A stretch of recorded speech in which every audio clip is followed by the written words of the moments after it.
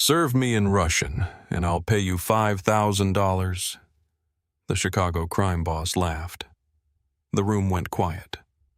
Lily Bennett stood beside his table with an unpaid hospital bill in her pocket, rent due in 3 days, and a mother waiting for treatment she could no longer afford. Outside, snow pressed against the restaurant windows. Inside, every man at Cole Mercer's table expected the young waitress to lower her eyes and walk away. She didn't. What happened next was not just a story about money danger or forbidden attraction.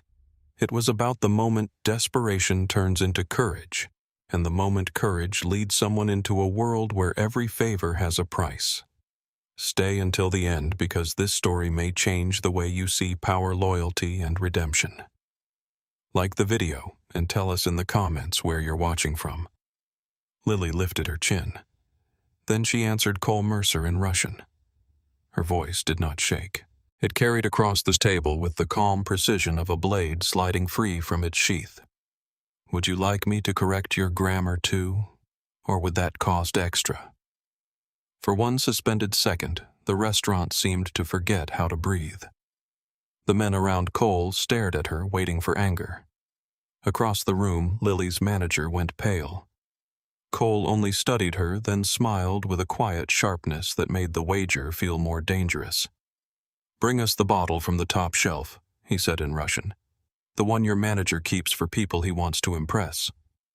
Lily glanced toward the bar. "That bottle costs $1,200. Then he should be grateful I am paying." She turned before he could see how hard her heart was beating. Every step toward the bar felt too loud. $5,000 meant her mother's treatment deposit, overdue rent, and 1 week without deciding which bill could survive being ignored. Her manager met her at the bar. "What did you say to him the truth?"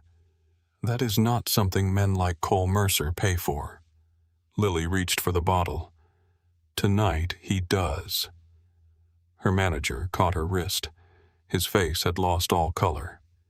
"You do not understand who he is." Lily looked back at the table. Cole was still watching her.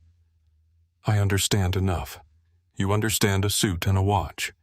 You do not understand why the police park across the street and never walk through that door." Lily pulled her wrist free. "My mother needs treatment by Friday." The manager's expression changed, but his grip did not return. "That money will not feel clean tomorrow. It does not have to feel clean. It has to clear." She carried the bottle back to the table.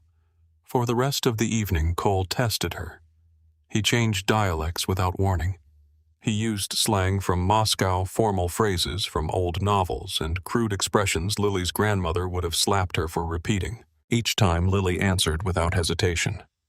When one of his men asked whether she had learned Russian from a boyfriend, she replied that no man had ever been patient enough to teach her anything useful. Cole laughed into his glass. When another man muttered that she was showing off, Lily looked directly at him. "No," she said in Russian. "I am earning the money."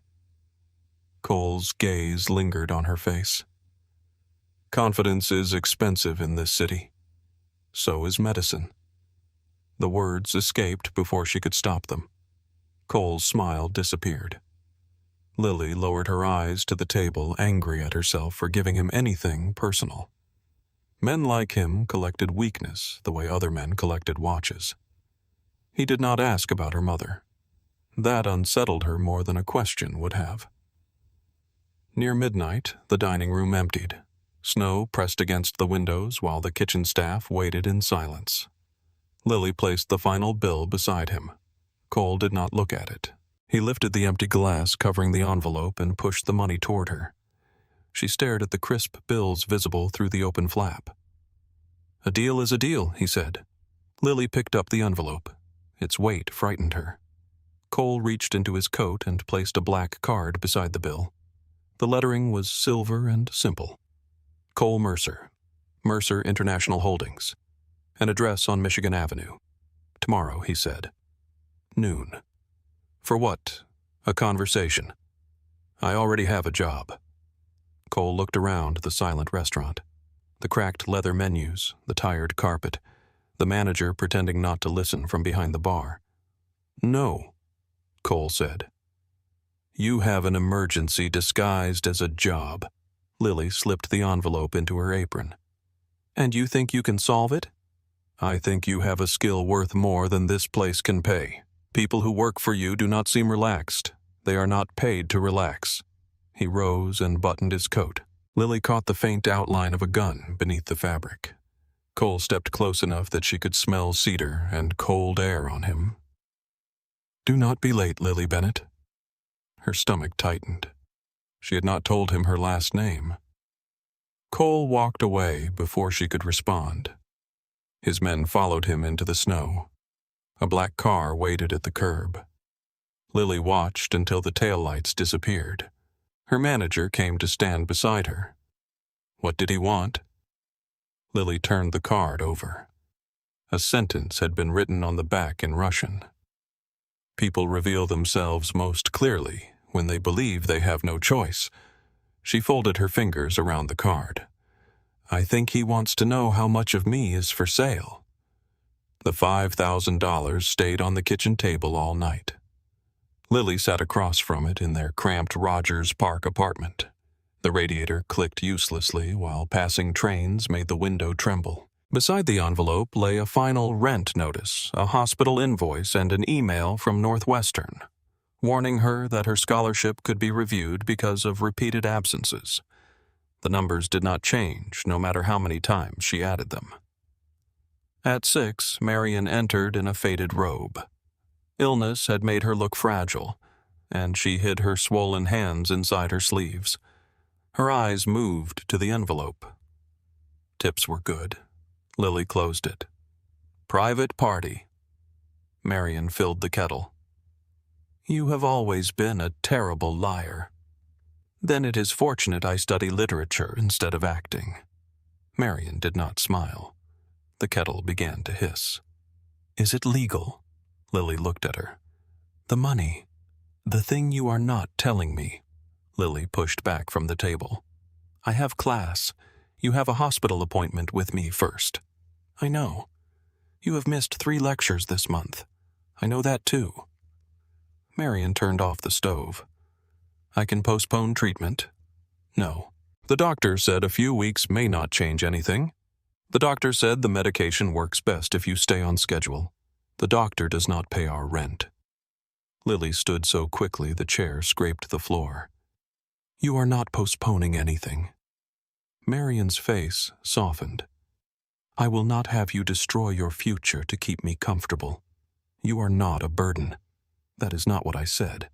It is what you meant." The silence afterward hurt more than the argument.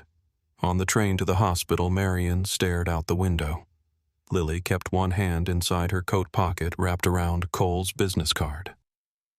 At Lakeshore Medical Center, the billing coordinator spoke gently while explaining that Marion's medication would not be released without an additional deposit. Lily leaned forward. "How much time do we have?" 72 hours. Can we arrange another payment plan?" "You are already on the extended plan." "What about the hardship program?" "The fund is closed until next quarter. My mother cannot wait until next quarter." The woman's expression was practiced sympathy. Lily hated her for it, and knew she did not deserve the hatred. "I am sorry." Behind the curtain, Marion had heard everything. On the train home, she said, "We stop for now."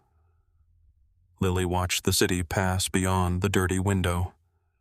"No, you cannot force the hospital to give me medicine. I can find the money." "How?" Lily pressed her hand against the business card. Marion followed the movement. "What is in your pocket?" "Nothing." Lily.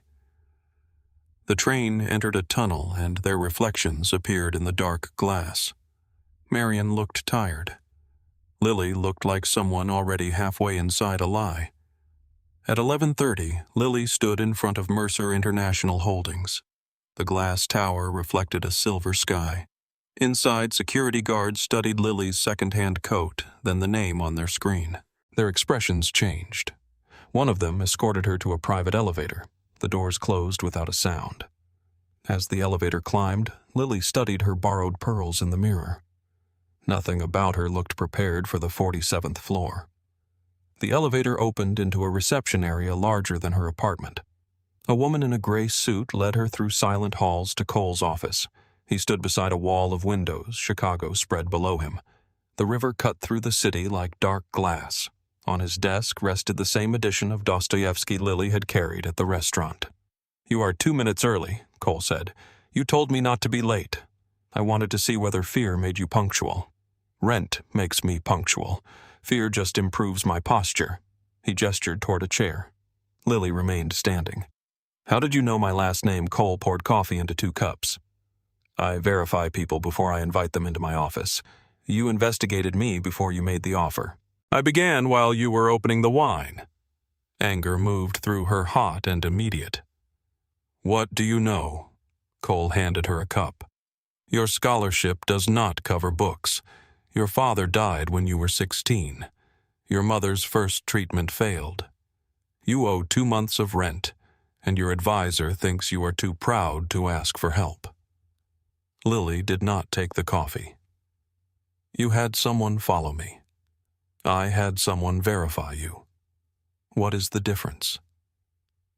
"In my world, verification ends when the facts are clear. Following begins when trust is not. You expect me to trust you after that?" "No." Cole sat behind his desk. "I expect you to understand that I do not bring strangers near sensitive conversations because they impress me in a restaurant." He pressed a button. A recording began to play through hidden speakers. 2 men spoke in Russian about marble and a delayed payment. Their controlled voices could not hide the wrongness in their pauses. Cole watched Lily instead of listening to the recording. After 3 minutes, he stopped it. "What are they discussing imported stone?" His expression did not change. Lily set down her untouched coffee. "That is what they want a careless listener to hear." Cole leaned back. "Continue." "One man changed the delivery location without permission. The other thinks part of the shipment is missing. What shipment?" "They never say." "Then how do you know?" "The first man uses a phrase that means the warehouse is hungry. It is old prison slang. He is not talking about marble. He is warning that someone will pay with money or blood." Cole's eyes narrowed with interest. "You understood that from 3 minutes I understood it from the silence after the word warehouse." For the first time, Lily saw approval in his face. He opened a drawer and placed a contract on the desk. 3 times your current salary. Flexible hours around your classes. Transportation when required. Your mother's treatment covered through a private medical trust. Lily did not touch the papers. "What exactly would I do?" "Translate conversations. Explain cultural references. Tell me when men are lying because they believe I cannot hear the lie. And what does Mercer International import art? Wine. Construction materials. Whatever the paperwork says." A faint smile touched his mouth. "You learn quickly. What does it really import?" Cole lifted his cup. "I will never ask you to carry a weapon. That was not my question." "No," he said. "It was the question beneath your question." Lily looked down at the contract. The salary alone could change her life. The medical trust could save Marion's. That knowledge made the room feel dangerous. "What happens if I say no?" "You leave with the $5,000, and you forget everything you learned about me." Cole's gaze settled on her. "I forget nothing." Lily read every page of the contract. She crossed out several lines and wrote her own conditions in the margins. She would not carry packages, sign shipping documents, or participate in violence. Her mother would never become leverage. She could resign at any time. Cole read the additions. "You believe ink protects people. I believe evidence makes people hesitate." He glanced at the security camera in the corner. Then he signed beneath her changes. "Keep that instinct," he said. "It may keep you alive." Lily signed her name. The sound of the pen moving across the paper seemed louder than it should have. That evening, a black car collected her outside the apartment. The driver took her to a private dining room above a Gold Coast hotel. Lily wore her only black dress and ignored the garment bag waiting in the car. Cole stood when she entered. His eyes moved over her once, taking in the simple dress and borrowed pearls. "You ignored the clothes I sent. I am a translator, not decoration. At this table appearance is another language. Then let them interpret me carefully." Cole's expression suggested irritation and admiration in equal measure. 3 Russian-speaking businessmen waited inside. The oldest had silver hair and hands that never stopped moving.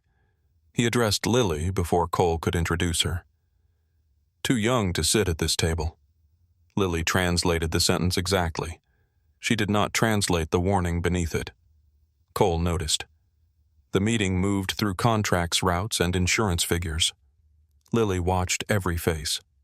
When the silver-haired man described a delayed shipment, his numbers were precise, but he used the wrong case for the containers, as if he had memorized someone else's explanation. Lily leaned closer to Cole. "He is lying." Cole kept his eyes on the man across from him. "About what the shipment was not delayed. It was divided." "How certain are you?" "Certain enough that he is afraid I heard it." Cole changed his offer. The room grew colder. Lily translated threats disguised as courtesy. One wrong word could turn suspicion into violence. The silver-haired man finally agreed to return the missing portion of the shipment and pay a penalty. As he stood to leave, he looked at Lily. "You have chosen a dangerous chair." Lily translated the words. Cole rose behind her and placed his hand lightly against the small of her back. To everyone watching, the gesture looked intimate. To Lily, it felt like protection and ownership at the same time. In the car, neither of them spoke until the hotel disappeared behind them. Cole handed her a sealed folder. Inside was confirmation that Marion's treatment had been paid in full for the next 6 months. Lily stared at the hospital seal. "What did I help you do tonight?" Cole looked through the window at the city lights moving across the glass. "You helped me avoid a war. That is not an answer. It is the only one you can still sleep with." Lily closed the folder. The car stopped in front of her apartment. Before she opened the door, Cole spoke. "You changed the meaning of the silver-haired man's first warning."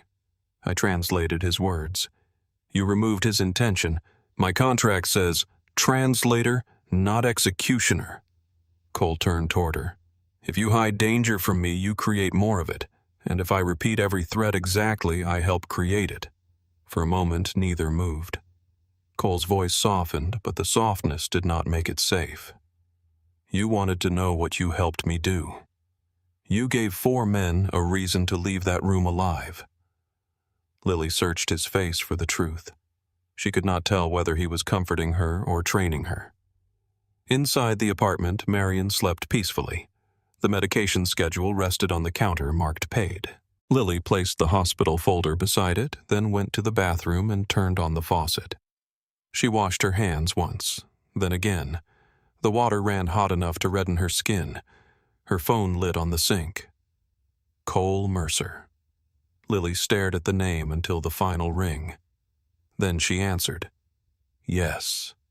His voice came through low and steady. "Tomorrow evening, 7."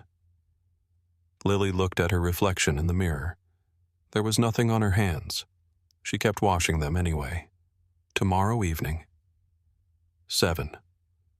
The call ended before Lily could ask where. By 7 the following night, a black sedan was waiting outside her apartment. The driver opened the rear door without introducing himself.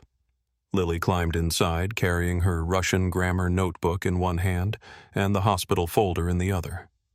She had spent the day beside Marion during treatment, then crossed half the city to attend a lecture she barely remembered. Her body wanted sleep.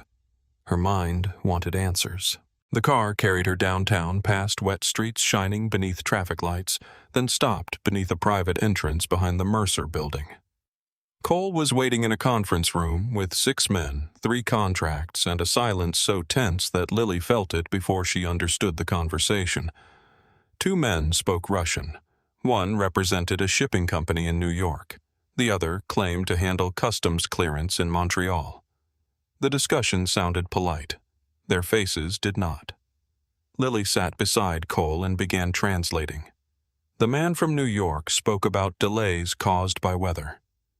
His explanation was calm, but his left thumb kept rubbing the edge of his wedding ring. The man from Montreal blamed new inspections at the border. He never looked at Cole when he mentioned the missing containers. Lily translated every sentence. Then she leaned closer to Cole. "They are telling the same lie." Cole did not turn his head. "How do you know they use different details but the same unusual phrase? Someone prepared both stories." Cole folded his hands on the table. "Ask who wrote it for them." Lily translated the question. The 2 men looked at each other. That glance answered before either of them spoke. Cole smiled. It was not a friendly expression. The meeting lasted another hour. By the time it ended, one contract had been torn in half, another had been signed, and both men left under the escort of Cole's security. Lily remained seated. What happens to them? Cole gathered the papers. They will reconsider their loyalties. That is not what I asked. It is the answer I am giving. Lily closed her notebook.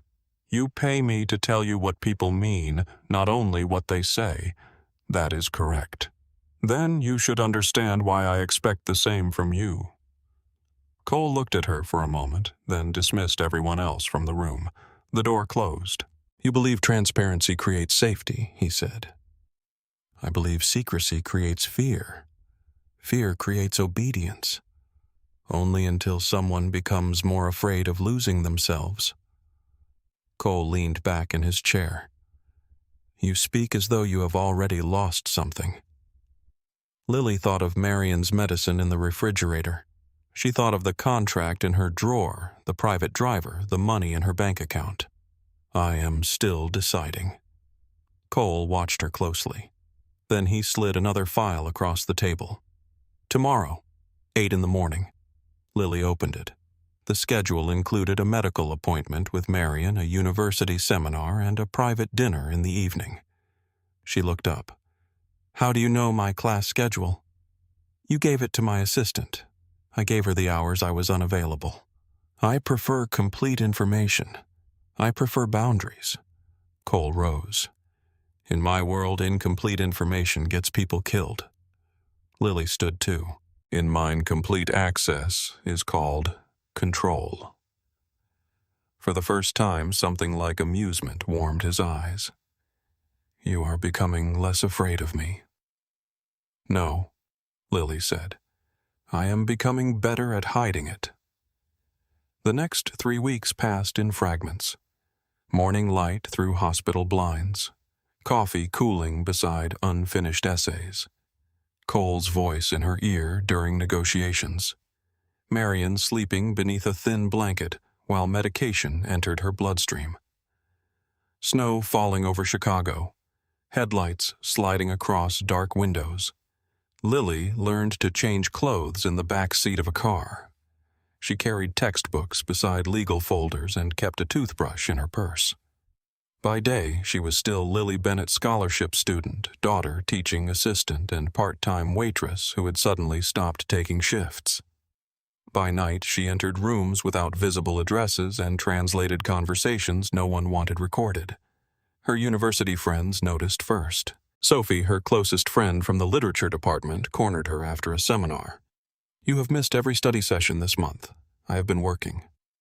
At what corporate translation? For whom a private firm? Sophie studied the black car waiting at the curb. Private firms do not usually send armed drivers. Lily looked through the glass. The driver kept both hands on the wheel, but the shape beneath his jacket was unmistakable. He is security. For a translator. The clients are wealthy. That does not answer the question. Lily adjusted the strap of her bag. I have to go. Sophie caught her arm. You are disappearing. Lily pulled away more sharply than she intended. I am paying for my mother's treatment. Sophie's expression softened. That does not mean every price is worth paying. Lily looked toward the waiting car. I do not have the luxury of deciding that slowly. She left before Sophie could respond. In Cole's world, hesitation was visible. So was weakness. Lily learned to read both. At a private club near the river, one man smiled before lying.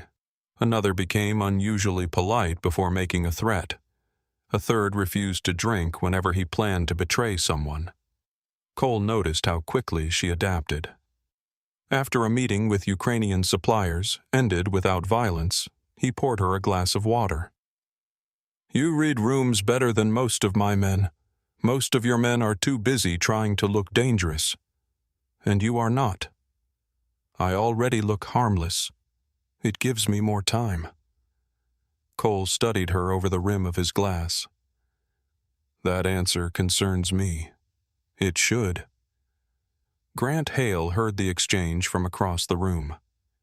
He had been with Cole longer than anyone else at the table. He wore dark suits, spoke only when necessary, and watched Lily as though she were a crack spreading through a foundation. At first, he treated her like furniture. Then Cole began asking for her interpretation before asking for his. The change was slight. Grant noticed every time. One evening after Cole left for a private call, Grant followed Lily into the corridor. You have been here 5 weeks, he said. 6. Grant stopped. That correction is exactly the problem. Lily faced him.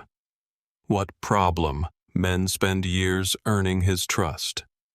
You walked in carrying a tray. I did not ask him to trust me. No, you made him curious. Grant stepped closer. He smelled of expensive cologne and cigarettes. Curiosity is temporary. Do not mistake it for protection. I do not. Good. His voice became quieter. Because when his interest ends, you will know more than any temporary employee should. Lily held his gaze. Is that a warning? It is professional advice. You do not strike me as generous. I am loyal. To Cole. To what he built. The distinction mattered. Lily filed it away. Grant walked past her without another word. Later that night, she mentioned the conversation to Cole. He stood near the windows of his penthouse, removing his cufflinks. Grant does not like change. He does not like me.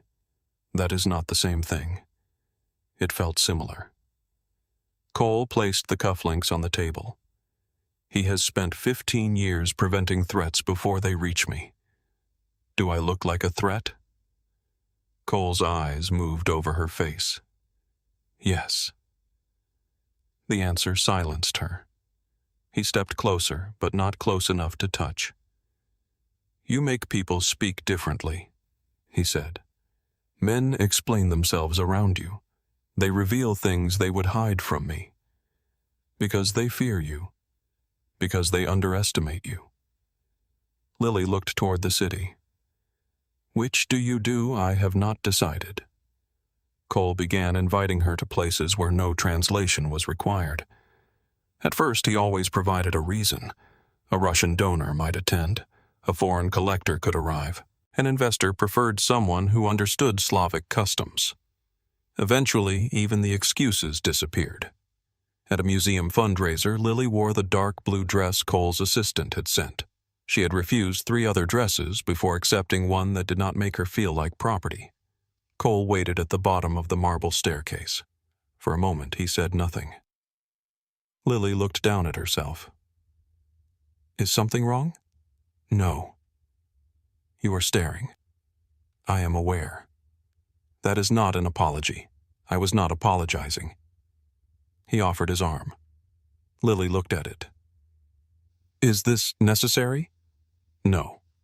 She took it anyway. They moved through a room filled with politicians, donors, attorneys, and people who smiled at Cole while keeping careful distance from him. Lily watched him become someone else. He greeted a city councilman with warmth.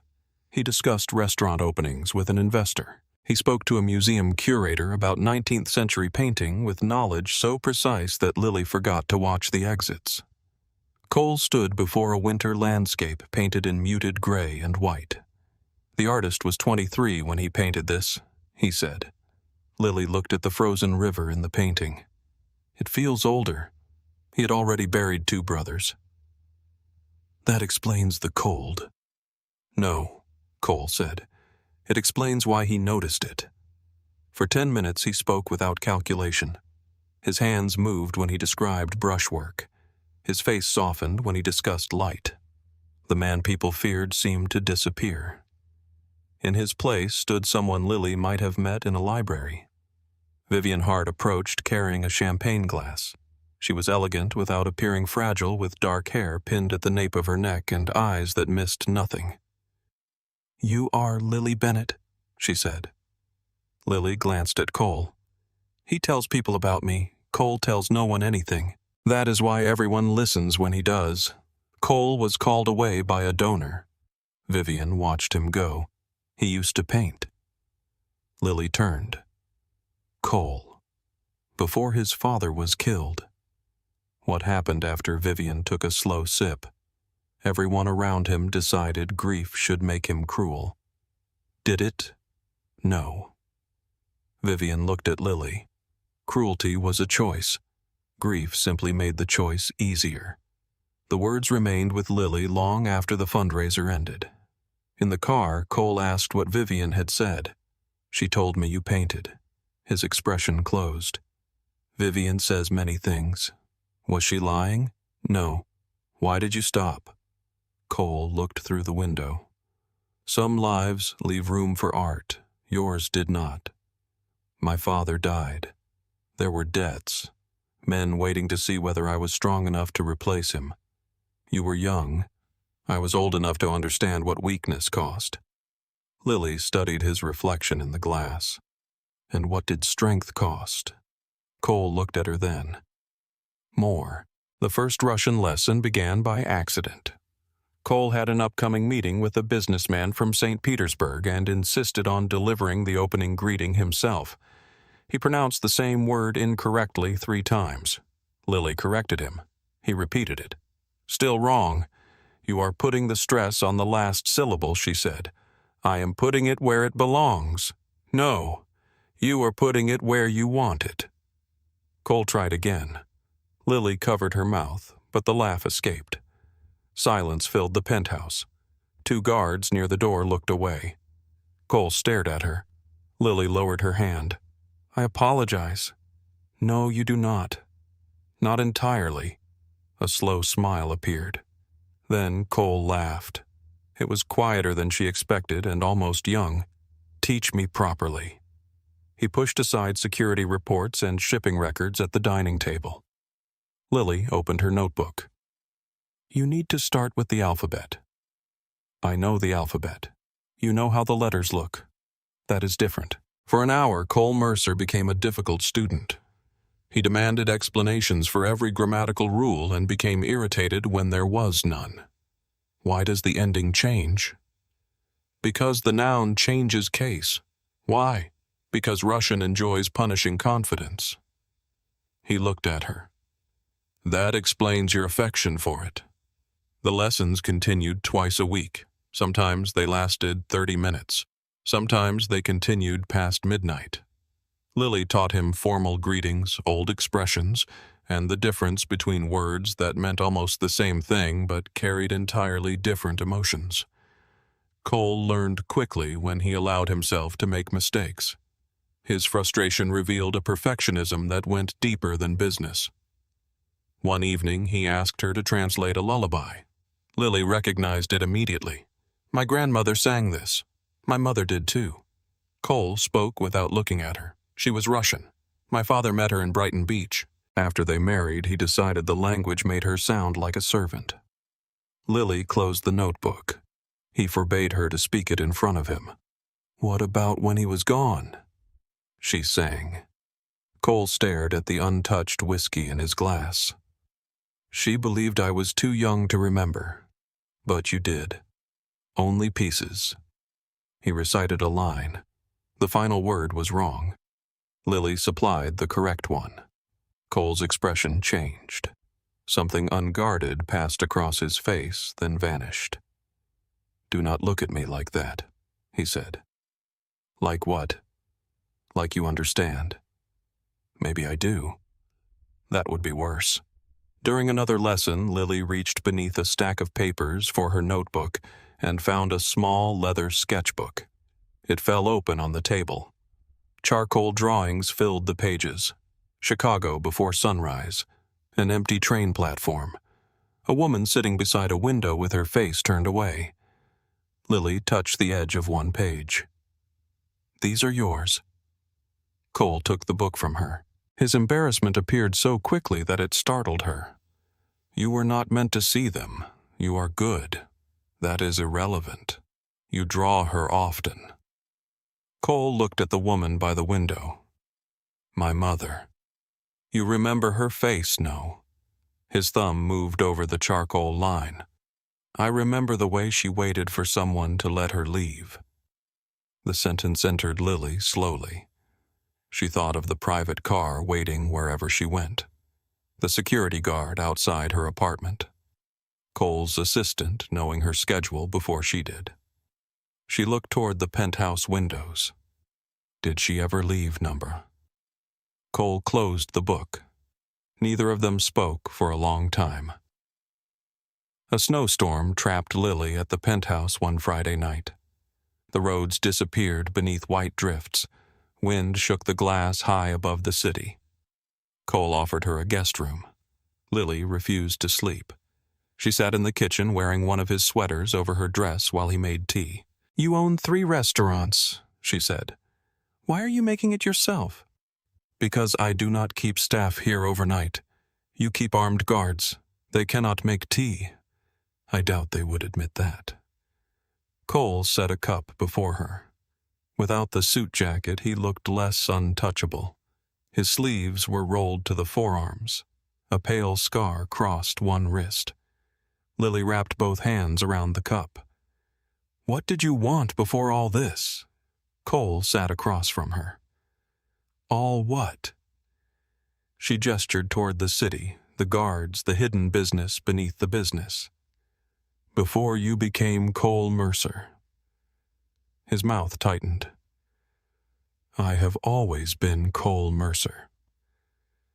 "That was not my question." He looked into his tea. "A professor, perhaps?" "Literature."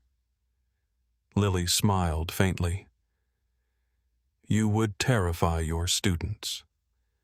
They would submit assignments on time, and paint. Sometimes." "What changed?" "My father died." "You said that already. You want a better answer?" "I want the honest one." Cole looked at her.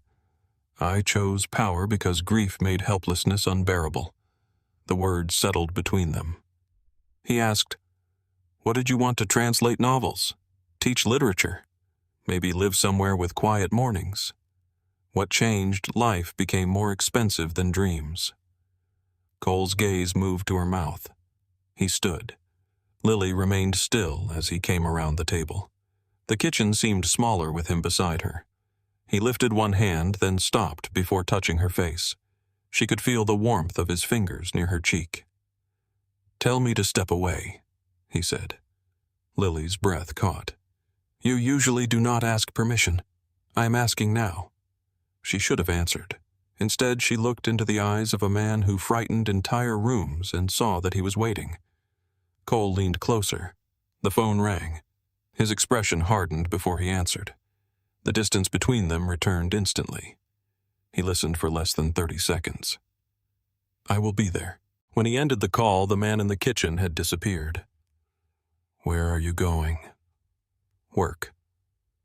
"At 2 a.m, some problems prefer darkness." The next afternoon, Marion noticed the sweater folded inside Lily's bag. "This does not belong to you." Lily took it from her.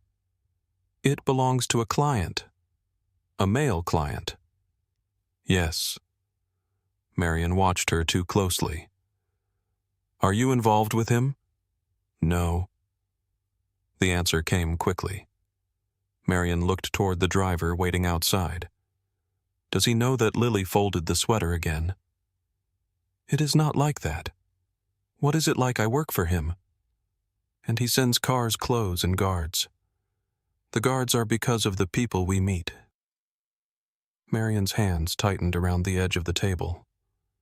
What kind of people Lily could not answer without lying? Marion saw the silence. No treatment is worth losing you. You are not losing me. You come home after midnight. You jump when phones ring. You look at every window before sitting down. I am tired. You are afraid. Lily turned away. Marion's voice softened. Whatever he is paying you, we can stop. And then what? We manage. We were not managing. We were together. The words struck a place Lily had been avoiding. She looked at the medication bottles lined beside the sink. You say that because you are not the one deciding whether you live. Marion's face changed. Lily wanted to pull the sentence back, but it was already between them. She took her coat and left. Cole found her later in the back of the sedan, staring through the window.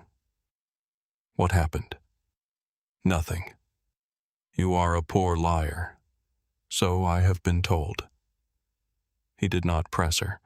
That restraint felt more intimate than questions.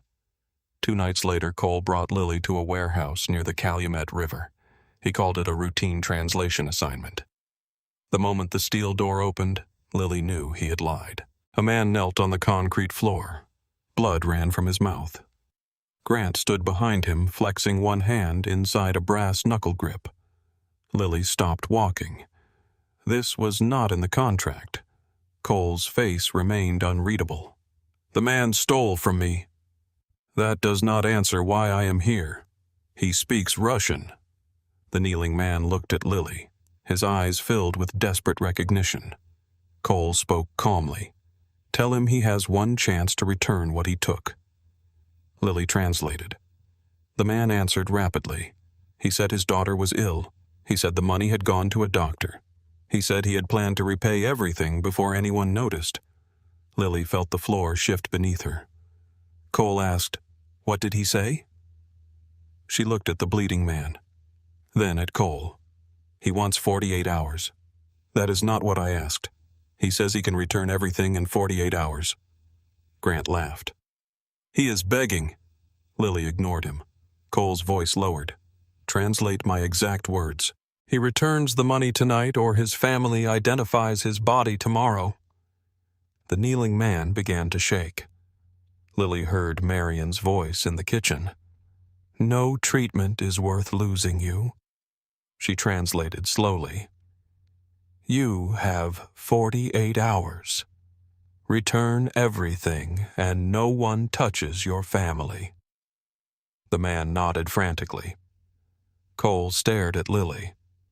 He knew. Grant knew too. Cole dismissed the room with one look. Outside, snow had begun to fall. Cole followed Lily into the cold. You changed my words. I prevented a murder. You delayed a decision. You were going to kill him for using money to save his daughter. He stole from me. So did I. Cole went still. The $5,000 bought more than service in Russian. It bought access to me when I was desperate. That was a choice. So was his. Cole stepped closer. You cannot decide which of my orders deserve to survive translation. I will not become your voice when your voice destroys people. Then do not stand beside me when I speak. The words hurt more than she expected. Lily looked at him. Is that dismissal? Cole's jaw tightened. Before he could answer, Grant came through the warehouse door. He should have been dealt with immediately. Cole did not look away from Lily. He has 48 hours. Grant stopped. You gave him time, I gave him terms. Because she changed your words. Cole turned slowly. Because I made a decision. Grant's face became still. The men will hear about this. Then make certain they hear it correctly. For the first time, Lily saw open resentment in Grant's eyes. The money was returned the following evening. No one died. Lily believed mercy had proven stronger than fear. Grant saw something else. Cole Mercer had changed an order because a waitress had looked at him and said no. At the next strategy meeting, Cole asked Lily whether a Russian partner's promise sounded sincere. Grant answered before she could. It does not matter how it sounds. The numbers are correct. Cole looked at Lily. What do you think? The numbers were prepared before the meeting. His promise was not. Cole nodded. Then we wait. Grant closed the folder in front of him. Afterward, he followed Cole into the adjoining office. Lily remained outside, gathering her notes.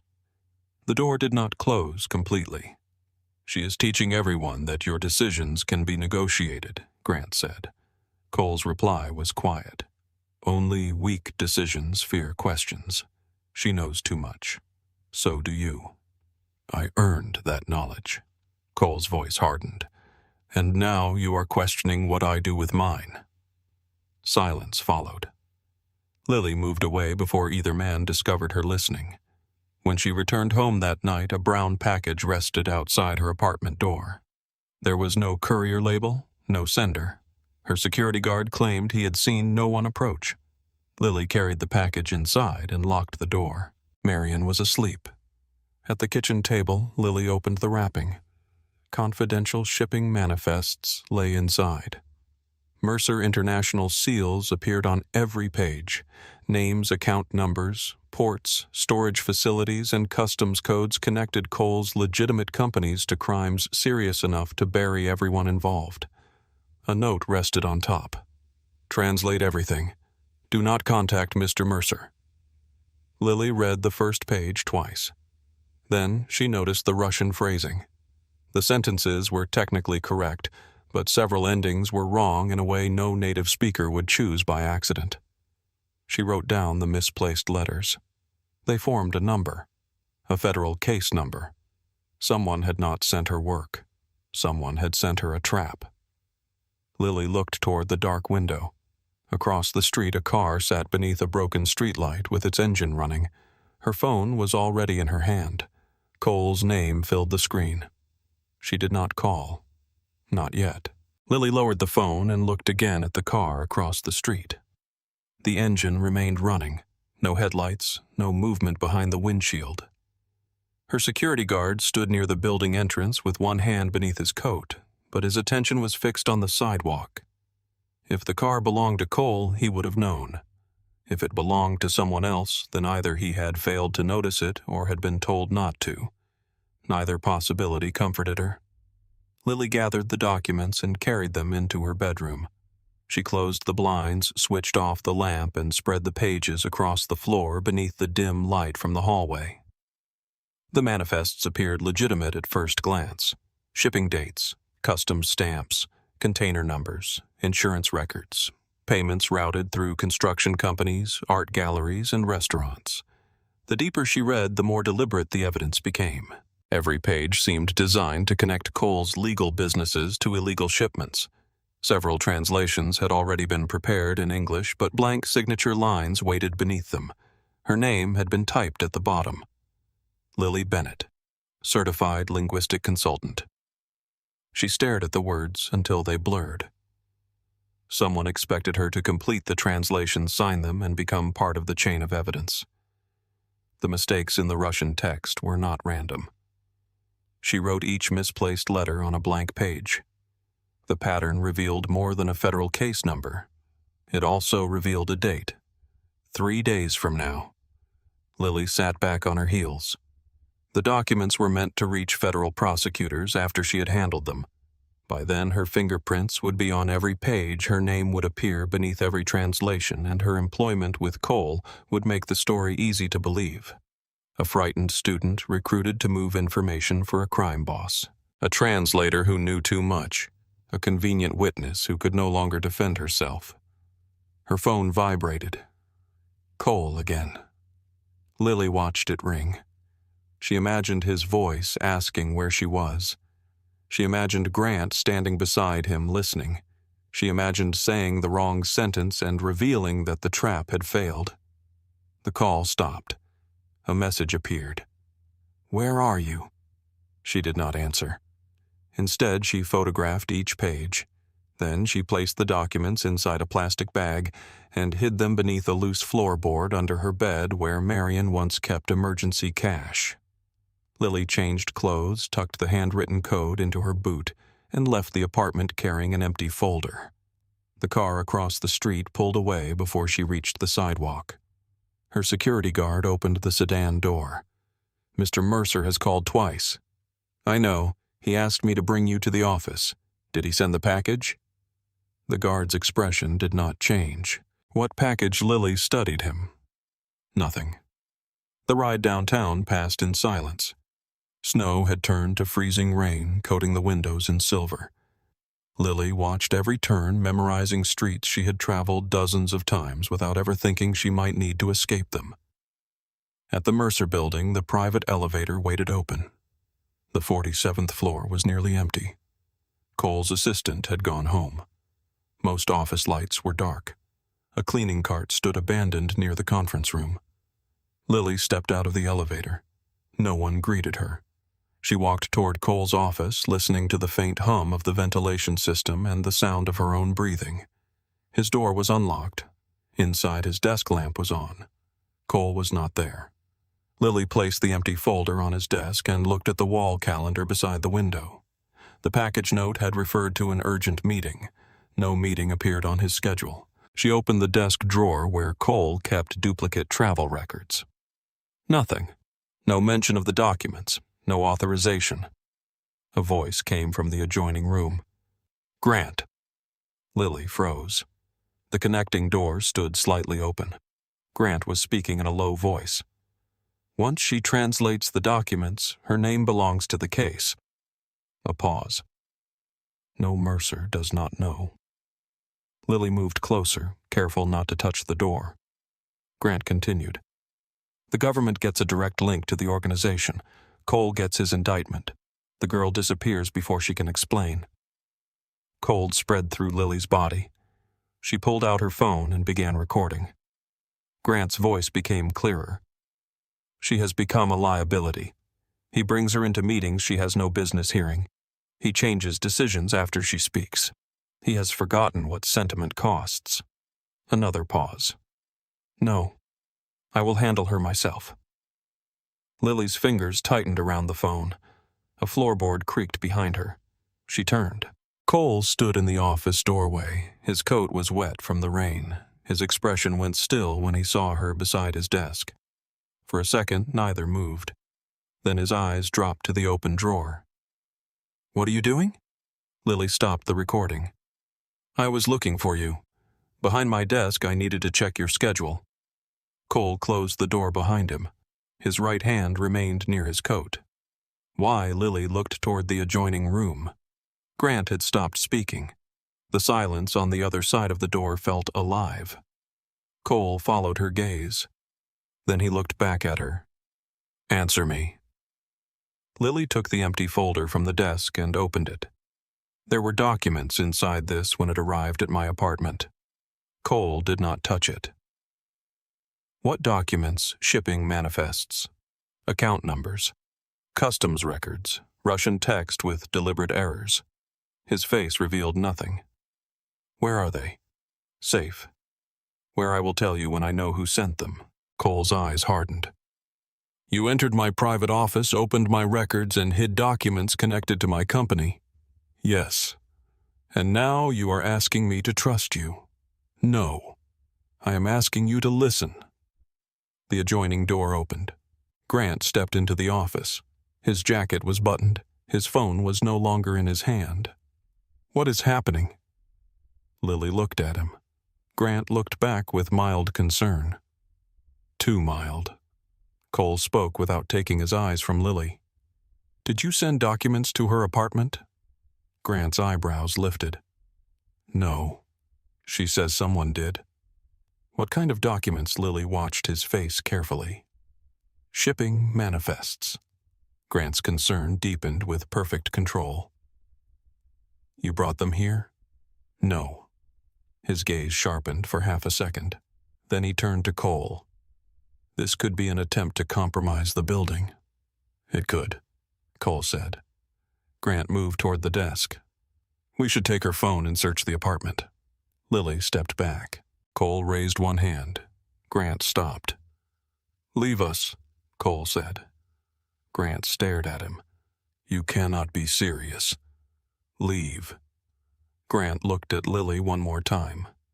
There was no anger in his eyes, only calculation. Then he walked out. The office door closed. Cole remained silent until the elevator bell sounded in the distance. Show me what you recorded. Lily unlocked her phone. She played the conversation. Grant's voice filled the office. Once she translates the documents, her name belongs to the case. The government gets a direct link to the organization. The girl disappears before she can explain. Cole listened without moving. When the recording ended, he held out his hand. Lily gave him the phone. He replayed it. His expression changed slowly. Not surprise. Recognition. As though several unexplained events had finally aligned.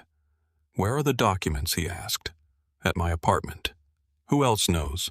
No one. Your mother. She was asleep. The security detail I asked about the package. He claimed he knew nothing. Cole picked up the office phone and called a number from memory. Lock down the building. No one leaves without my approval. He made a second call. Replace the team at Bennett's apartment. Quietly. Lily stepped closer. Do not frighten my mother. Cole ended the call. If Grant sent those documents, your mother is already in danger. The words made her stomach twist. I need to go home. No, she is alone. She will not remain alone. I am not letting your men move her without me. Cole turned toward her. This is not a negotiation. Lily held his gaze. It becomes one when you involve my family. For a moment, anger flashed through him. Then he reached for his coat. We go together. The elevator took too long. Cole stood beside Lily without speaking, but she could feel the violence gathering beneath his silence. When the doors opened into the parking garage, 4 armed men waited. Grant was not among them. Cole gave orders in a voice so calm that Lily barely recognized the danger in them. 2 men would secure Marion. 1 would inspect the apartment. Another would trace the package. Lily climbed into Cole's car. He drove himself. The city moved past in blurred lights. You believed me quickly, Lily said. I believed the recording. That is not the same thing. No. You thought I might be part of it. Cole kept his eyes on the road. For several seconds. And if I had been, his hands tightened on the wheel. You would not be sitting beside me. Lily looked out the window. The honesty should have frightened her. Instead, it made the space between them feel clear. Grant said you have become sentimental. Grant has always confused restraint with weakness. He thinks I changed you. Cole turned onto Lakeshore Drive. Have you? Lily looked at him. He did not return her gaze. I do not know. Cole's voice lowered. That answer is more dangerous than yes. At the apartment, 2 of Cole's men stood in the hallway. Marion sat at the kitchen table wearing her robe, furious and frightened. She looked from Lily to Cole. Your people entered my home. Cole removed his coat. My apologies. I did not ask for an apology. No. Marion's eyes moved over him. You are the employer. Cole did not answer. That was answer enough. Marion looked at Lily. What happened? Lily knelt beside her chair. Someone sent documents here. They may have been trying to involve me in something illegal. May have been. I did not sign anything. Marion glanced at Cole. Is my daughter in danger because of you? Cole met her gaze. Yes. Lily looked up sharply. Marion did not. Can you remove the danger? Cole paused. I intend to. That is not what I asked. For a moment, Lily saw where she had learned to challenge powerful men. Cole answered more carefully. I can protect her while I find the source. Marion's face remained hard, and after Cole said nothing, Marion looked at Lily. You cannot keep calling this a job. Lily lowered her voice. Not now. There is never a good time for the truth when the truth is ugly. Cole's men removed the documents from beneath the floorboard. They photographed the packaging, checked the locks, and searched the hallway cameras. The recording system had been disabled for 17 minutes during the delivery. Professional. Planned. Cole examined the manifests at the kitchen table. Lily showed him the hidden case number and date. He read the pages twice. These records are real, he said. Lily felt the air change. All of them most. Meaning someone combined legitimate company records with operations that should never appear together. Grant had access. He had access to everything. Marion heard the answer. Her face lost color. Lily moved to block her view of the documents. Cole gathered the pages. You and your mother are leaving tonight. Marion stood. I am not going anywhere with you. Cole looked at Lily. Convince her. No. His eyes narrowed. Lily rose. You do not issue orders in this apartment. A man who has worked beside me for 15 years may be trying to frame you and destroy me. He knows where you live. He knows your mother's hospital. He knows your class schedule. Marion turned to Lily. You said the driver was for wealthy clients. Lily closed her eyes briefly. I lied. Yes, I was trying to protect you. Marion's voice trembled. From the truth or from the choice I would make if I knew it? The question struck deeper than Lily expected.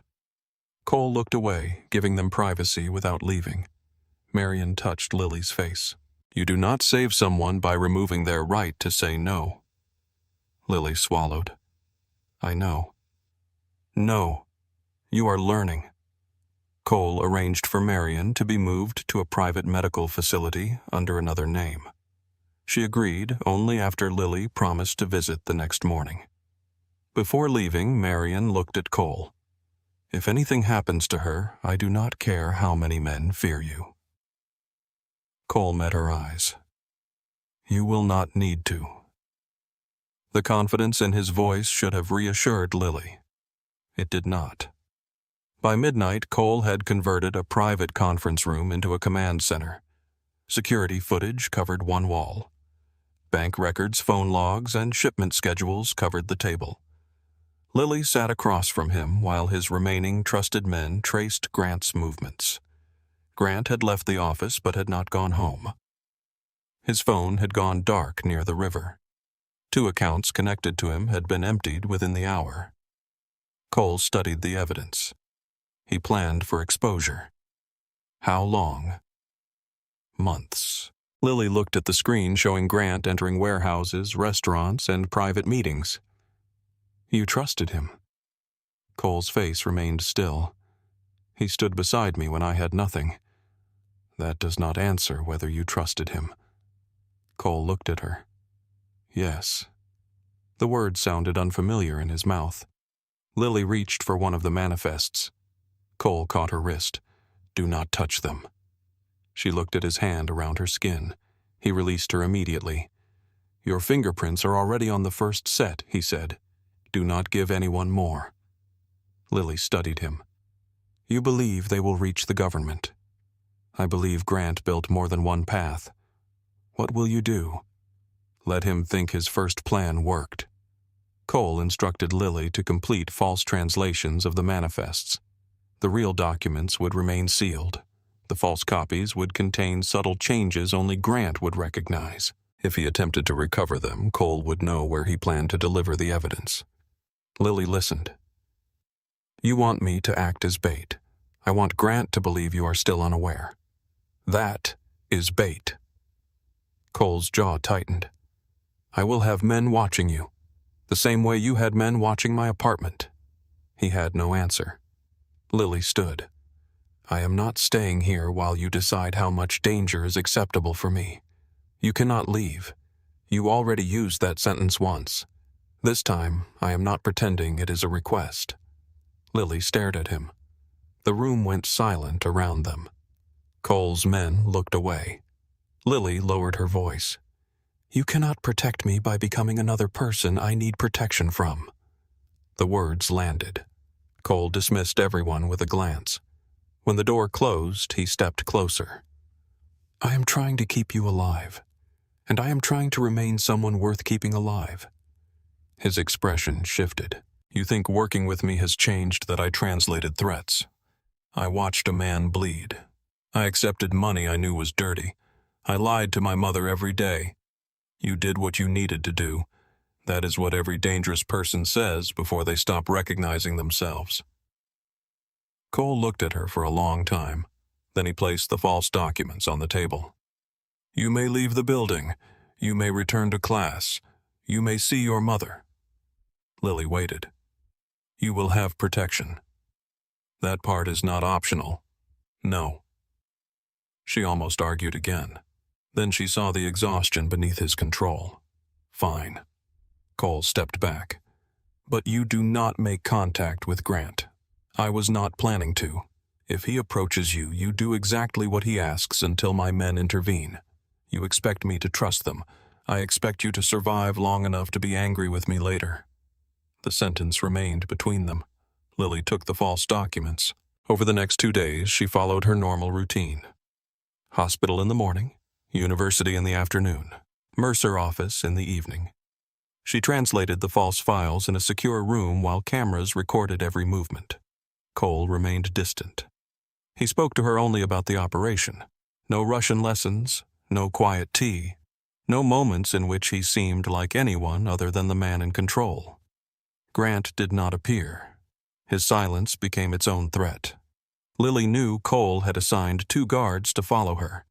She also knew protection could fail. So she created a second plan. Using a university computer, she encrypted photographs of the real documents, the recording of Grant's call, and a written account of everything that had happened. She scheduled the file to send automatically to Professor Daniel Reed if she failed to log into her university account twice in a row. Professor Reed had once mentioned working as a linguistic consultant for the government before returning to teaching. Lily did not know what he could do with the information. She only knew he existed outside Cole's world. The file was not loyalty. It was not betrayal. It was an exit. On the 3rd evening, Lily visited the university library. She chose a table near the front windows where Cole's guards could see her from the street. She worked for 2 hours. At 9:30, she packed her books. The guard's car was still parked across the street. Lily stepped outside. Freezing wind cut between the buildings. A dark sedan pulled to the curb. The rear door opened. Grant sat inside. A gun rested against his thigh. "Get in." Lily stopped. Across the street, Cole's guards remained in their car. Neither moved. Grant followed her gaze. "They will not help you." Lily looked more carefully. The driver's seat was empty. Her guards were slumped in the back. She could not tell whether they were alive. Grant opened his coat enough to show the gun clearly. "Get in, Lily." She glanced toward the library entrance. Students moved behind the glass. Campus security stood near the desk. Grant smiled. "Call for help and your mother's medical transfer becomes permanent in a way you will not appreciate." Lily entered the car. The door locked. Grant took her phone. "You disappoint me. I did not know you cared. I told Cole you were dangerous. You were right." Grant struck her across the face. Pain flashed behind her eyes. "Confidence has made you careless." Lily tasted blood. "No. Your jealousy made you predictable." Grant's expression hardened. The car moved south through the city. Lily watched street signs, bridges, and changes in road texture. She counted turns. She listened to the sound of trains. Calumet River, Industrial District, a warehouse. Grant searched her bag but missed the small voice recorder sewn into the lining. Lily pressed the hidden button with her thumb. The red light flashed once beneath the fabric. Grant leaned back. You know what I hate most about you? That I correct your grammar. You believe Cole sees something special. I believe you do. His eyes narrowed. You think this is about you. I think you spent 15 years standing beside a throne and began believing it belonged to you. Grant's face became cold. You know nothing about what I built. I know you needed him powerful enough to protect you and broken enough to depend on you. The car turned sharply. Grant reached across and closed his hand around her throat. Lily forced herself not to fight. You speak too much. You should have hired a quieter translator. He released her. The warehouse stood near the river, abandoned except for 2 vehicles and dim lights behind dirty windows. Grant pulled Lily from the car. Inside, the air smelled of oil dust and cold metal. Empty containers formed narrow corridors across the concrete floor. 4 armed men waited near an office at the far end. Grant forced Lily into a chair. He placed the false translations on the desk. Where are the originals? With Cole. Grant smiled. No. He pressed the gun against her ribs. Cole thinks he destroyed every copy. You are too intelligent to leave yourself unprotected. Lily looked at the papers. So you admit you sent them? I admit nothing. You sent federal evidence to my home, typed my name beneath it, and expected me to sign. I expected desperation to make you obedient. You misunderstood what desperation does. Grant leaned closer. It makes people choose survival. It makes people dangerous. His smile faded. Where are the copies? Lily remained silent. Grant struck her again. The chair tipped sideways. She hit the floor hard enough to drive the air from her lungs. Grant pulled her upright by the hair. Cole is already finished. His accounts are exposed. His partners are moving against him. The government wants a witness they can understand. And you plan to give them one. I plan to give them you. You think they will believe I controlled his organization. They will believe you translated every agreement. They will believe you carried information between groups. They will believe whatever the documents prove. And after they arrest me, Grant's voice softened. You will never reach a courtroom. Lily looked at him. There it was, the simple center of the plan. Not justice, not revenge, erasure. Grant moved toward the office window. Cole could have survived if he remained focused. Then you appeared. He trusted you for 15 years. He needed me for 15 years. You do not know the difference. Grant turned. I taught him how to rule. No, you taught him how to fear losing control. A sound came from outside, metal groaning. Grant's men raised their weapons. The warehouse doors opened. Cole entered alone. Snow blew in behind him. He wore a black overcoat over his suit. His hands were visible. 2 of his men appeared in the shadows near the entrance. Grant pressed the gun against Lily's side. Cole stopped. His eyes moved over Lily's bruised face, then settled on Grant. 15 years, Cole said. And this is how you choose to leave. Grant laughed once. You left first. I am standing here. You stopped listening. You let her question you in front of men who once feared your silence. Cole's face remained calm. You mistook fear for loyalty. It built everything you own. No, it built everything you tried to steal. Grant's expression shifted. Cole continued. The accounts in Montreal, the money routed through Grant and Logistics, the payments from federal contacts, the routes you sold to rivals. Lily watched shock break through Grant's control. Cole had known more than he revealed. You checked the accounts, Grant said. I checked everything. Grant's grip tightened on the gun. After she whispered in your ear. After you sent evidence to her home. Grant looked at Lily. That moment of distraction was enough. Lily drove her elbow into his stomach. Grant folded forward. She dropped to the floor and rolled behind a steel container. Gunfire erupted. The sound tore through the warehouse. Bullets struck metal, sending sparks into the darkness. Cole moved behind a support column. His men returned fire from the entrance. Grant shouted orders. Lily crawled between containers, keeping her body low. Her hands shook violently. She forced herself to breathe. A man appeared at the end of the row. Lily grabbed a loose metal bar and struck his knee. He fell. The gun slid across the floor. She kicked it beneath a container and ran. A bullet struck the wall beside her face. Fragments of concrete cut her cheek. She reached a maintenance corridor. The exit door was locked. Behind her, footsteps approached. Lily pulled at the handle again. Nothing. She searched the floor and found a fallen phone near one of Grant's men. The screen was cracked but active. She called emergency services. "What is your location?" Lily whispered the warehouse address from memory. Gunfire drowned out the operator's response. She dropped the phone and moved just before a bullet struck the wall. Grant's reinforcements entered through a side loading door. Cole's 2 men were forced deeper into the warehouse. The gunfight became closer, less controlled.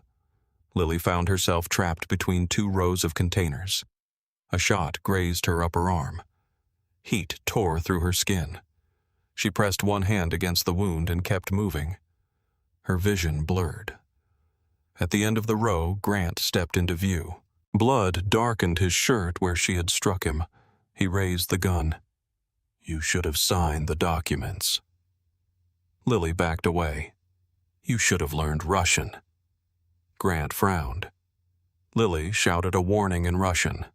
Cole, hidden behind the next container, understood. He fired. The bullet struck Grant in the shoulder. Grant spun and fired blindly. Cole emerged from cover. The 2 men faced each other across the narrow aisle. Grant laughed through the pain. "She made you weak." Cole aimed at his chest.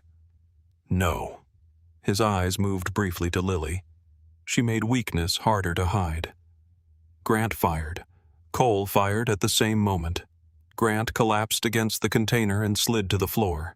His weapon fell from his hand. Cole approached slowly. Grant looked up at the man he had served for 15 years. "I built your throne." Cole stood over him. "You stood beside it." Grant's breathing became shallow. "You will lose everything." Cole's face did not change. "Then there will be nothing left for men like you to steal." Grant's eyes went still. Sirens sounded in the distance. Cole crossed the aisle toward Lily. She leaned against the wall, blood running between her fingers. His control broke for 1 second. He reached her and pressed his hand over the wound. "We need to move." What about the documents? Grant's office contained files, phones, and account records. Evidence enough to destroy what remained of Cole's organization. Cole looked toward the office, then back at Lily. Police lights flashed faintly through the warehouse windows. One of his men shouted that they had less than a minute. Cole slid one arm beneath Lily's knees and lifted her. "You are leaving everything," she whispered. "Not everything." He carried her through a rear loading door. Cold air struck her face. A car waited in the alley. Cole placed her inside and climbed behind the wheel. He drove without headlights until they reached the highway. Lily's head rested against the seat. Blood spread across the sleeve of her coat. Cole kept one hand on the wheel and the other pressed against her arm. "Stay awake. I am awake. Tell me something in Russian." She tried to laugh. "You still need lessons." "Yes." Lily closed her eyes. Cole tightened his hand over the wound. "Open them." She did. His face was pale beneath the streetlights. "Grant is dead," she said. "Yes." Did you kill him because he betrayed you? Cole looked at the road. No. Lily understood the answer. It frightened her more than if he had said yes. The city blurred beyond the windows as Cole drove her toward a private clinic, one hand holding pressure against the wound, as though force alone could keep her from slipping away. Lily tried to focus on the rhythm of the streetlights. White. Darkness. White again. Her arm burned with every movement of the car. Blood had soaked through Cole's handkerchief and into the sleeve of her coat. Her cheek stung where concrete had cut it, but the pain felt distant compared with the weight in her chest. Grant was dead. Cole had killed him. Not because Grant had betrayed the organization, because Grant had hurt her. She turned her head toward Cole. His jaw was locked. A thin line of blood marked his temple. He had not noticed it. Where are we going? A doctor. A hospital would be closer. A hospital asks questions before treating gunshot wounds. It was a graze. You are still bleeding. So are you. Cole glanced at the blood on his cuff. It is not mine. That answer made Lily close her eyes. Cole tightened his hand over her arm. Stay with me. I am not going anywhere. You have already said that once tonight. She opened her eyes again. The road narrowed. Downtown lights disappeared behind them. They crossed into a quiet neighborhood where dark houses sat behind iron gates. Cole pulled into an underground garage beneath a brick medical building with no sign. A man in blue scrubs was waiting beside an open door. He took one look at Lily and called for a gurney. Cole lifted her before anyone could bring it. I can walk? Lily whispered. No, you enjoy that word. Tonight I do. The doctor led them through a private corridor into a treatment room. 2 nurses cut away Lily's sleeve. Cole stood near the wall while the doctor examined the wound. The bullet passed across the surface, the doctor said. No bone damage. She has lost blood, but not enough to require transfusion. Lily looked at Cole. He did not relax. The doctor checked the bruise along her ribs and the swelling near her temple. Possible concussion. 2 cracked ribs. She needs imaging. Cole nodded. The doctor turned to him. You need treatment too. I am fine. You are bleeding. It is not mine. Lily almost laughed. The sound became a gasp when the nurse pressed near her ribs. Cole moved forward. Careful. The nurse looked up at him, annoyed rather than afraid. If you want her treated, let me treat her. Cole stopped. Lily watched him step back. She had seen men obey him without question.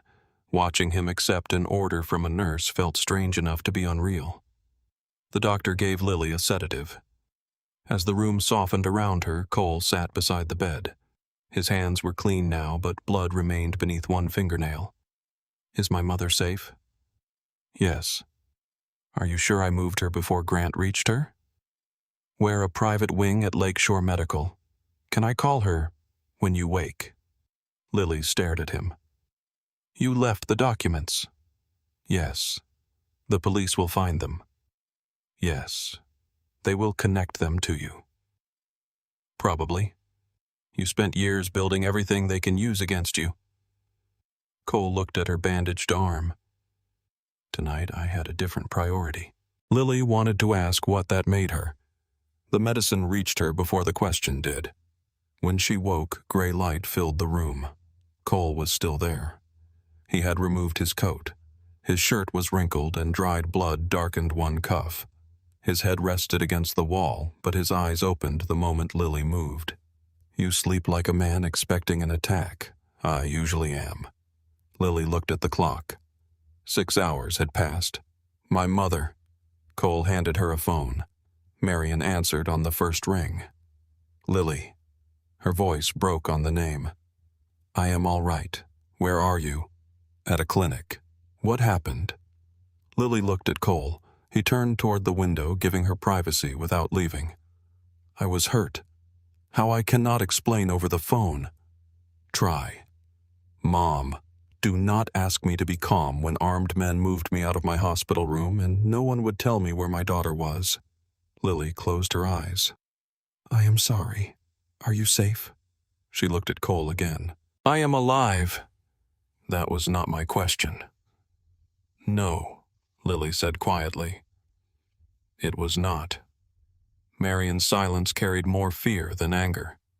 I am coming to you. You cannot. Then I am done listening to people who tell me what I cannot do. The call ended. Cole continued facing the window. She will find us, Lily said. Yes. You sound certain. She is your mother. The doctor discharged Lily late that afternoon. Instead of returning to Chicago, Cole drove north. The city gave way to suburbs, then frozen fields and bare trees. Lily sat wrapped in a dark coat that belonged to him, her injured arm secured against her body. She watched signs pass. Where are we going? A safe house. You said that about my apartment. I was wrong. The admission startled her. Cole kept his eyes on the road. How far Lake Geneva? That is not in Chicago. That is the point. Lily shifted against the seat and winced. Cole noticed. Do you need more medication? I need to know whether I am being protected or kidnapped. His hands tightened on the wheel. You were almost killed 12 hours ago. That does not answer me. You are coming somewhere Grant did not know about. Do I have a choice? Cole did not speak. Lily looked through the window. Then call it what it is. He drove another mile before answering. You are under my protection until I know who else Grant was working with. Protection usually allows the protected person to leave, not when leaving gets them killed. So I am a prisoner. Cole glanced at her. No. Can I go home? No. Can I return to class? No. Can I call my mother and tell her where I am? Not yet. Lily turned toward the window again. That sounds like a prison. The lake house stood at the end of a private road, surrounded by bare woods. It was large without being ostentatious, built from dark stone and cedar with windows overlooking frozen water. 3 guards waited outside. 2 more were inside. Cole led Lily to a bedroom on the 2nd floor. The bed faced the lake. Fresh clothes had been placed in the closet. Medicine stood beside a glass of water. Lily examined the windows. They opened only a few inches. She tested the bedroom door. It did not lock from the outside. That felt deliberate. Cole remained in the doorway. You need rest. I need my phone. It is being replaced. Because Grant had access. Because the police may be tracking the old one. Are they tracking yours? Probably. Then why keep it? Because I need them to know where I am not. Lily looked at him. Is that supposed to make sense? Not to you. She sat carefully on the edge of the bed. That phrase is becoming convenient. Cole's expression tightened. I have men checking Grant's accounts. Others are moving your mother. I am losing contact with half my organization because I do not know who he compromised. I cannot explain every decision while I make it. You do not have to explain every decision. What do you want? One decision that belongs to me. Cole stood still. Lily met his eyes. Close the door when you leave. He did. For 2 days, Lily remained in the bedroom. She slept in short fragments. Every loud sound became gunfire. Every footstep in the hallway became Grant. When she closed her eyes, she saw the warehouse again. Sparks flying from steel. Grant raising the gun. Cole standing over his body. At night, the lake shifted beneath the ice with deep cracking sounds. The first time it happened, Lily woke screaming. The door opened. Cole appeared in the hallway but did not enter. He wore dark pants and a shirt with the sleeves rolled back. No jacket. No weapon visible. Lily. She pressed herself against the headboard, breathing too quickly. It was the ice, he said. The lake is settling. She looked around the room. The warehouse disappeared slowly. Cole remained at the door. "May I come in?" The question brought her fully awake. She nodded. He crossed the room and sat in the chair near the bed. Lily looked at his hands. He kept them open on his knees. "I thought I was there again." "I know." "How you called Grant's name?" Lily touched the bruise on her cheek. "Did he suffer?" Cole did not pretend to misunderstand. "Yes." "Did you stay until he died?" "Yes." She looked away. "Do you regret it?" "No." The answer came without hesitation. Lily felt something inside her recoil. Cole saw it. "I will not lie to make you comfortable. You killed a man. He would have killed you. That does not make it easy." It was easy. The honesty hurt more than an excuse would have. Lily looked at him. "That should frighten you." "It does." "Then why do you sound calm?" "Because fear has never changed what I am capable of." Lily stared at the dark lake beyond the window. "What are you capable of for me?" Cole's silence filled the room. She turned back. His eyes held hers, but he did not answer. That was worse than any promise. On the third morning, Cole received a phone call during breakfast. He listened without speaking. Then he stood and walked toward the windows. "What happened?" Lily asked. He ended the call. One of the warehouses was seized, the one near the river number the primary distribution center, by police federal agents. Lily lowered her coffee. Because of the documents, Grant had more than one set. Cole called 3 more people. The first did not answer. The second hung up after 10 seconds. The third informed him that 2 accounts had been frozen and one of his partners had disappeared. Cole moved through the room with controlled speed. The control began to crack by noon. He removed his jacket, then his tie. He placed both hands on the dining table and stared at a map covered with notes. Lily watched from the doorway. Who is still loyal? Cole did not look up. That is no longer the right question. What is, who still believes I can protect them? And can you? He looked at her. No. It was the first time Lily had heard him admit powerlessness without trying to disguise it. He returned to the map. Grant sold routes to rival groups. He fed information to federal agents. He moved money into accounts I did not know existed. How long? Years. You never noticed I noticed small things and trusted his explanations. Lily entered the room. You trusted him because he was there when your father died. Cole's eyes narrowed. That does not excuse what he did. I am not excusing him. Then what are you doing? Trying to understand how the man who trusted no one gave one person access to everything. Cole turned away. He stood beside me when everyone else waited to see if I would fail, and after that, he handled problems before they reached me. He made himself necessary. Yes, he also made sure you believed only he could keep you safe. Cole looked at her. The sentence touched something neither of them wanted named. Lily continued. That is not loyalty. It is control. His face hardened. You are describing yourself now. No. You accepted my money, my protection, my doctors, my car, I know. And now you stand in my house and explain control to me. This is not your house. It belongs to a trust I own. That is not what I meant.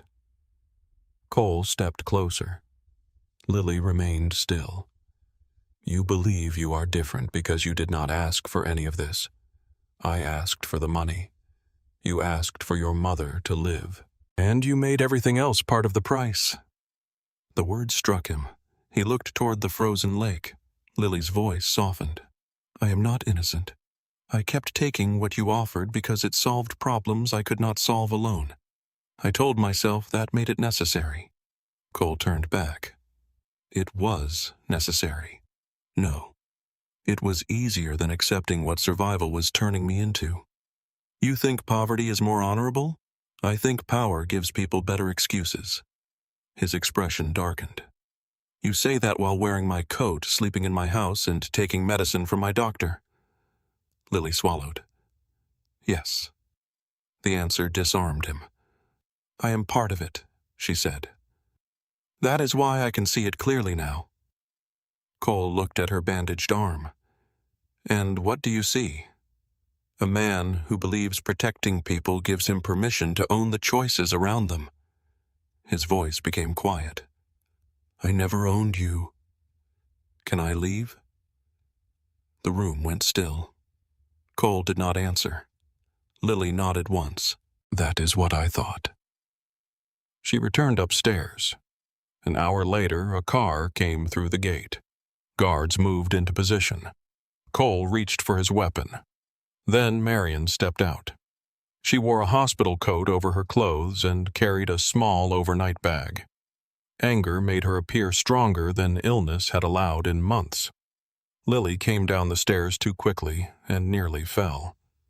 Marion crossed the room and held her. The embrace hurt Lily's ribs. She did not care. Marion pulled back and examined the bruises on her face. Tell me everything. Cole stood near the windows. Lily looked at him. Marion followed her gaze. No, she said. You look at me. They sat in the bedroom while Lily told the truth. Not all of it at once. The restaurant wager, Cole's office, the translation job, the money, the meetings, the bleeding man at the warehouse, Grant's trap, the abduction, the shooting. Marion listened with both hands wrapped around a cup of tea she never drank. When Lily finished, snow had begun to fall outside. Marion stared at the floor. I thought I raised you to ask for help. I did ask. You asked a criminal. I asked hospitals first. Insurance. The scholarship office. Every charity they gave me. Marion's eyes filled with tears. You should have told me. So you could stop treatment. So I could choose. I could not let you choose death. It was my life. And mine too. The words broke between them. Lily looked down. Marion touched her bandaged arm. I would rather have faced death honestly than watch you become a stranger to save me. Lily's breath caught. I did not know what else to do. I know. That kindness hurt more than anger. Lily leaned forward and pressed her forehead against her mother's shoulder. For the first time since accepting Cole's offer, she cried without trying to remain quiet. Cole was standing outside the room when Marion opened the door. He stepped back. She looked at him. Did you hear? Yes.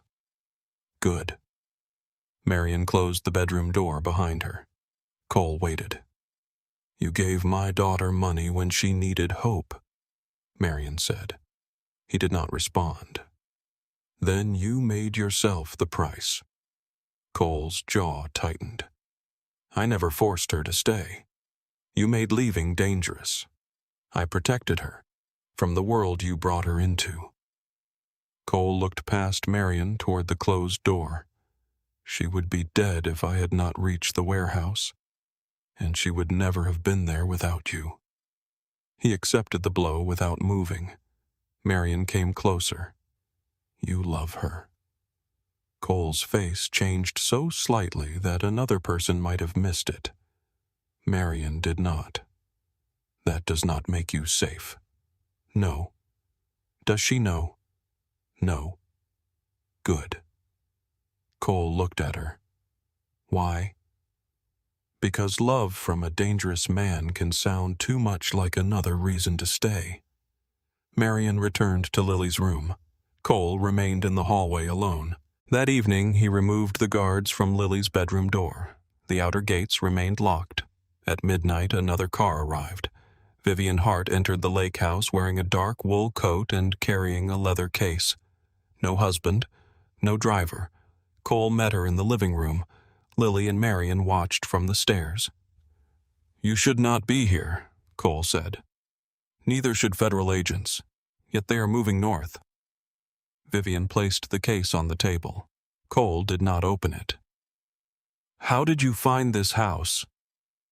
"Grant was not the only person who watched you." Cole's hand moved toward his weapon. Vivian looked at it. "If I wanted you arrested tonight, you would already be listening to boots outside." Lily came down the stairs. "What is in the case?" Vivian looked at her bruised face. "The reason Cole may still have a choice." She opened it. Files filled the interior. Photographs, bank records, recorded conversations, names of politicians, corporate executives, customs officials, and international brokers. Cole lifted one page. "These are federal intelligence files." "Some. Where did you get them?" Vivian removed a pin from her hair and let the carefully arranged style fall loose. "My husband believed I married him because he was rich. Did you?" "No." Her voice remained calm. "I spent 12 years gathering evidence through men who assumed women at their tables were decoration." Cole studied her. "You work for the government. I worked with several people who did. That is not the same thing. It became less different over time." Lily looked at the files. "Why help him?" Vivian closed the case halfway. "I am not helping him escape." Cole's expression hardened. "What are you offering?" "A controlled surrender." He laughed without humor. "There is no such thing. There is when the government wants the people above you more than it wants you." Vivian spread several photographs across the table. A senator meeting with a foreign broker, a customs director accepting an envelope, a corporate attorney standing beside containers at a restricted port. "These people used your network," Vivian said. "Some funded operations you never understood.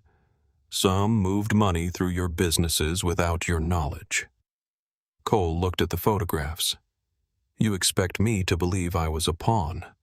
I expect you to recognize that being powerful and being used can happen at the same time." Vivian explained the terms. Cole would surrender international routes, hidden accounts, and evidence against the officials who had protected the network. He would dismantle the criminal side of his organization. He would plead guilty. Lily would receive immunity for her cooperation. Marion's treatment trust would remain untouched because it had been funded through a legitimate foundation. Cole would still go to prison. He simply would not die there. "No," he said. Vivian had not yet finished. Cole closed the case. "No." Lily stepped forward. "Listen to her. I heard enough. Your warehouses are gone. Your accounts are frozen. Grant exposed your roots." Cole looked at her. "You want me to surrender. I want you to stop pretending collapse is control." His eyes darkened. Vivian watched them both. "You taught him Russian," she said to Lily. "A little. Then perhaps you taught him the wrong word for survival." Cole turned toward Vivian. "Do not involve her. She is already involved." Marion came down the final stair. "She is involved because you involved her." The room tightened around Cole. For years, men had obeyed when he spoke. Now 3 women stood before him, each refusing to move. He looked toward the window. Snow covered the lake. "What happens to my people?" he asked. Vivian answered. "Those connected to violence face prosecution. Employees in legitimate businesses keep their jobs under independent management. My restaurant's protected if the books are clean. The gallery transferred to a trust. My construction company reviewed." Cole's mouth tightened. "And the people who depended on the other businesses. You cannot preserve a criminal structure because some people benefit from it. You say that because you have never watched a neighborhood collapse when money disappears." Vivian's expression did not change. "You built dependence and called it protection." The words echoed Marion's accusation. Cole looked at Lily. She did not rescue him from it. For 3 days, negotiations continued. Vivian made calls from the study. Cole spoke with attorneys through secure lines. Lily sat with Marion near the lake, watching snow erase the road. At night, she heard Cole pacing. He did not enter her room. He did not ask whether she wanted him to. On the third morning, Cole came to the kitchen carrying a folder. He placed it before Lily.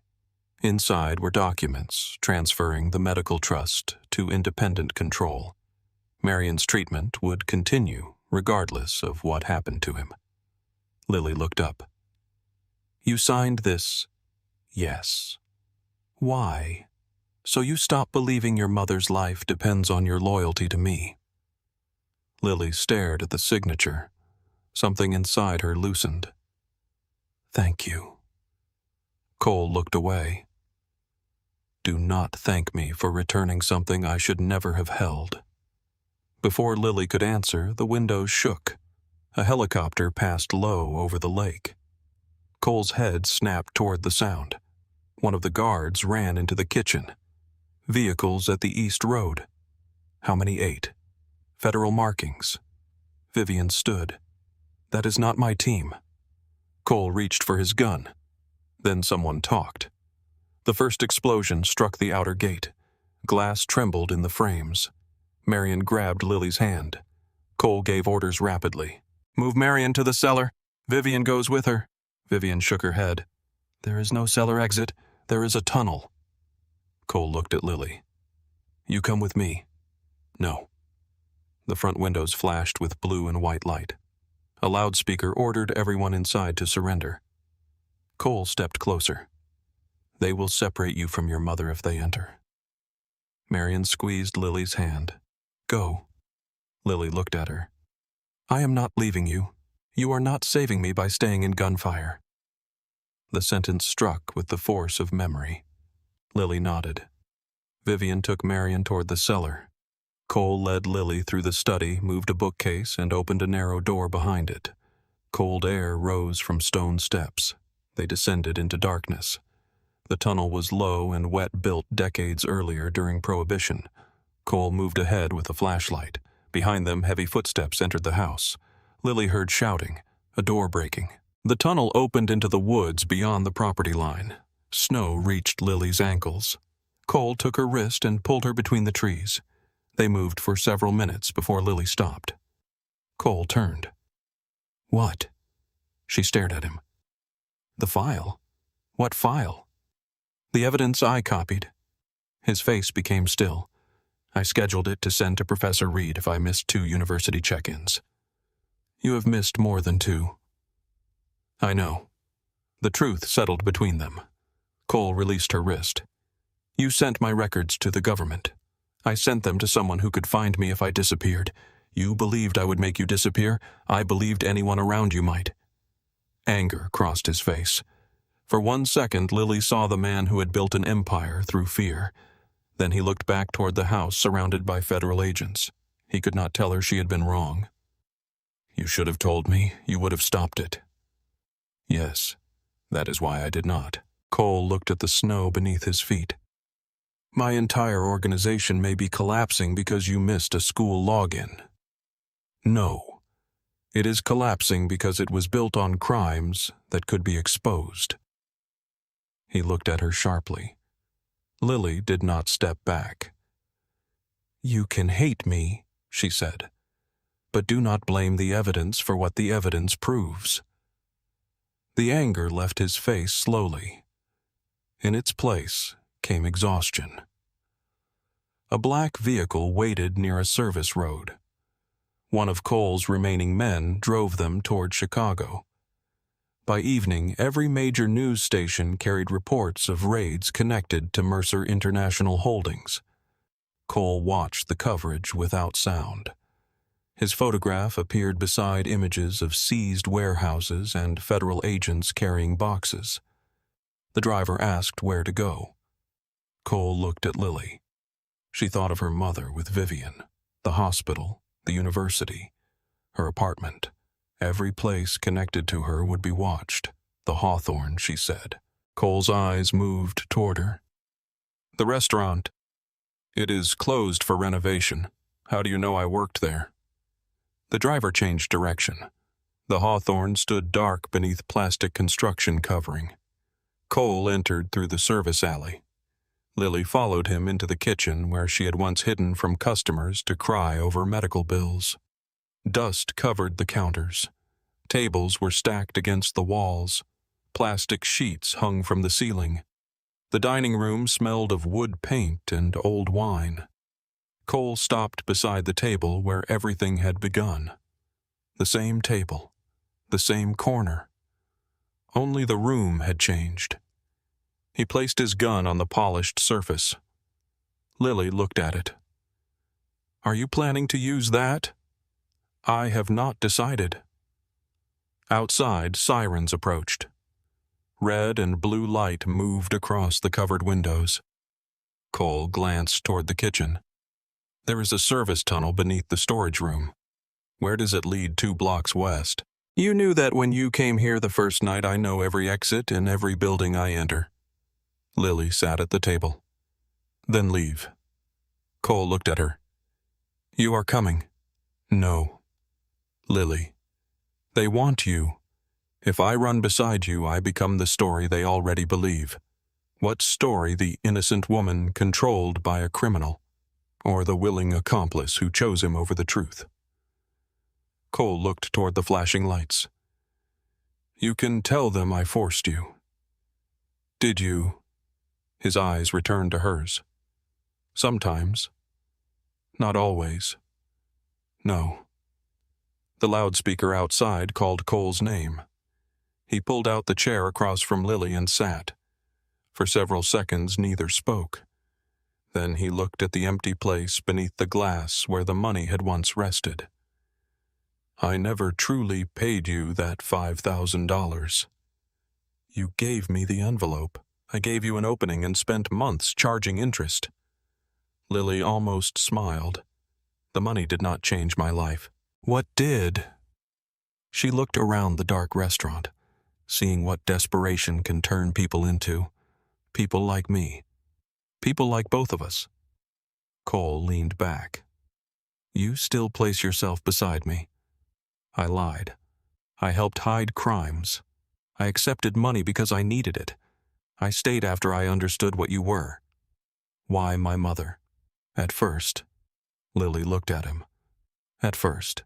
Cole's face became unreadable. Outside agents shouted instructions. Inside their table remained still. "I invited you to the museum because I wanted to hear someone speak to me without fear," Cole said. "I was afraid." "You spoke anyway. That is not the same thing. To me it was." Lily looked down at his hand resting on the table. The hand that had held a weapon. The hand that had pressed against her wound. The hand that had signed away control over her mother's treatment. Cole spoke more quietly. "I wanted you near me long before I admitted why." Lily's throat tightened. "Wanting someone near you is not the same as loving them. No, protection is not love. No, possession is not love." Cole looked at her. "I know. Do you? I am beginning to." The front doors shook under a heavy impact. Lily reached across the table and took his hand. Cole stared at their joined fingers. "You should not do that," he said. "Why?" "Because I may mistake it for forgiveness. It is not." His thumb moved once against her skin. "What is it? The truth?" Cole held her gaze. "Do you love me?" The question arrived without defense. Lily felt tears rise. She did not look away. "I love the moments when you choose to become the man you could have been." Cole absorbed the answer. "And the rest? The rest of you frightens me." He nodded. "That is fair. No, it is tragic." Another impact struck the doors. The gun remained between them. Cole looked at it, then at Lily. He could reach it before the agents entered. They both knew that. Lily released his hand. "What do you choose?" Cole stared at the weapon. For most of his life, every choice had been measured in power, survival, and control. He picked up the gun. Lily's breath stopped. Cole removed the magazine. He cleared the chamber. Then he pushed the empty weapon across the table away from himself.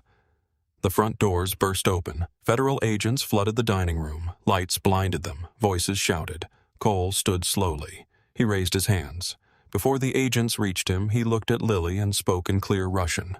"Tell them everything. Do not protect me from the truth." Lily rose from the chair.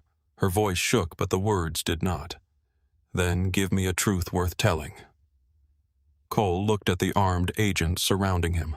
For the first time, no one in the room waited for him to command them. He lowered his eyes. "I surrender." An agent forced his hands behind his back. Metal closed around his wrists. Cole did not resist. As they led him toward the shattered doors, he turned once. Lily remained beside the table where he had first tried to buy her courage for $5,000. Snow moved through the broken entrance. Camera flashes exploded beyond the police line. Cole stepped into the light without looking powerful.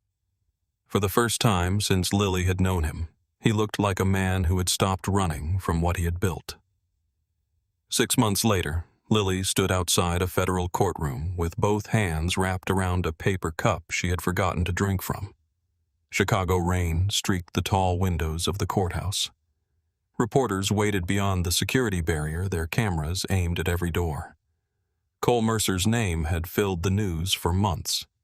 His companies had been searched, his accounts frozen, and his former associates called before grand juries. The public had already decided what kind of story this was. To some, Cole was a monster finally brought into the light. To others, he was a powerful man, betrayed by the woman closest to him. Lily knew both versions were easier than the truth. Professor Daniel Reed sat beside her on a wooden bench. His gray suit looked unfamiliar after years of seeing him in worn jackets covered with chalk dust. "You still have time to review your statement," he said. "I have reviewed it 12 times. Then stop reading it." Lily looked at the closed courtroom doors. "What if I say the wrong thing? You translated men who carried guns under the table." "That was easier." Daniel studied her face. "Why? Because their words belonged to them. And today, every word belongs to me." He nodded. "That is why it matters." Lily looked down at the coffee. "When did you know something was wrong with your job?" "Yes. The first time you submitted an essay that contained customs terminology." Despite herself, she almost smiled. "I thought it sounded academic. It sounded like someone had spent too much time listening to men disguise threats as shipping disputes. You could have confronted me. You would have lied." "Yes." Daniel folded his hands. "So I waited. And when the file arrived, I contacted people I still trusted. You worked for the government, years ago. Language analysis, organized crime, international investigations. You never mentioned organized crime. You never asked." Lily turned toward him. "That sounds like something Cole would say." Daniel's expression softened. "That is not the compliment you think it is." The courtroom doors opened. A marshal called her name. Lily stood. Her legs felt weak, but she walked without hesitation. Cole sat at the defense table between two attorneys. Prison had changed him in small ways. His hair was shorter. His face was thinner. The perfect suits had been replaced by a dark jacket chosen by his legal team. Nothing expensive could hide the restraint around his movements. He looked at Lily as she entered. For a moment, the courtroom disappeared. She saw him at the restaurant table with $5,000 beneath his glass. She saw him struggling to pronounce a Russian word. She saw his hands covered in her blood. Then the prosecutor rose and the room returned. Before Lily testified, the court heard statements from people harmed by Cole's organization. A restaurant owner described men arriving after closing time and demanding protection payments. A warehouse employee spoke about losing his job after refusing to alter shipping records. A widow described how her husband disappeared after agreeing to testify against one of Cole's partners. Cole did not look away. The final statement came from a young woman named Elena Morozov. Lily recognized the surname before Elena explained. Her father was the man who had knelt bleeding on the warehouse floor, the man whose words Lily had changed. Elena stood at the witness podium with both hands gripping the wood. "My father returned the money," she said. He still wakes at night believing someone is outside our house. My younger brother stopped sleeping in his own room. My mother checks the locks 5 times before bed. Her voice trembled. The people who did this may call it business. We lived with what their business left behind. Lily looked at Cole. His face remained still, but his eyes had lowered. For months, Lily had remembered that night as the moment she prevented a death. Elena's words forced her to see the part she had avoided. Mercy had not erased terror. It had only stopped it from becoming murder. When Lily's name was called, she walked to the stand.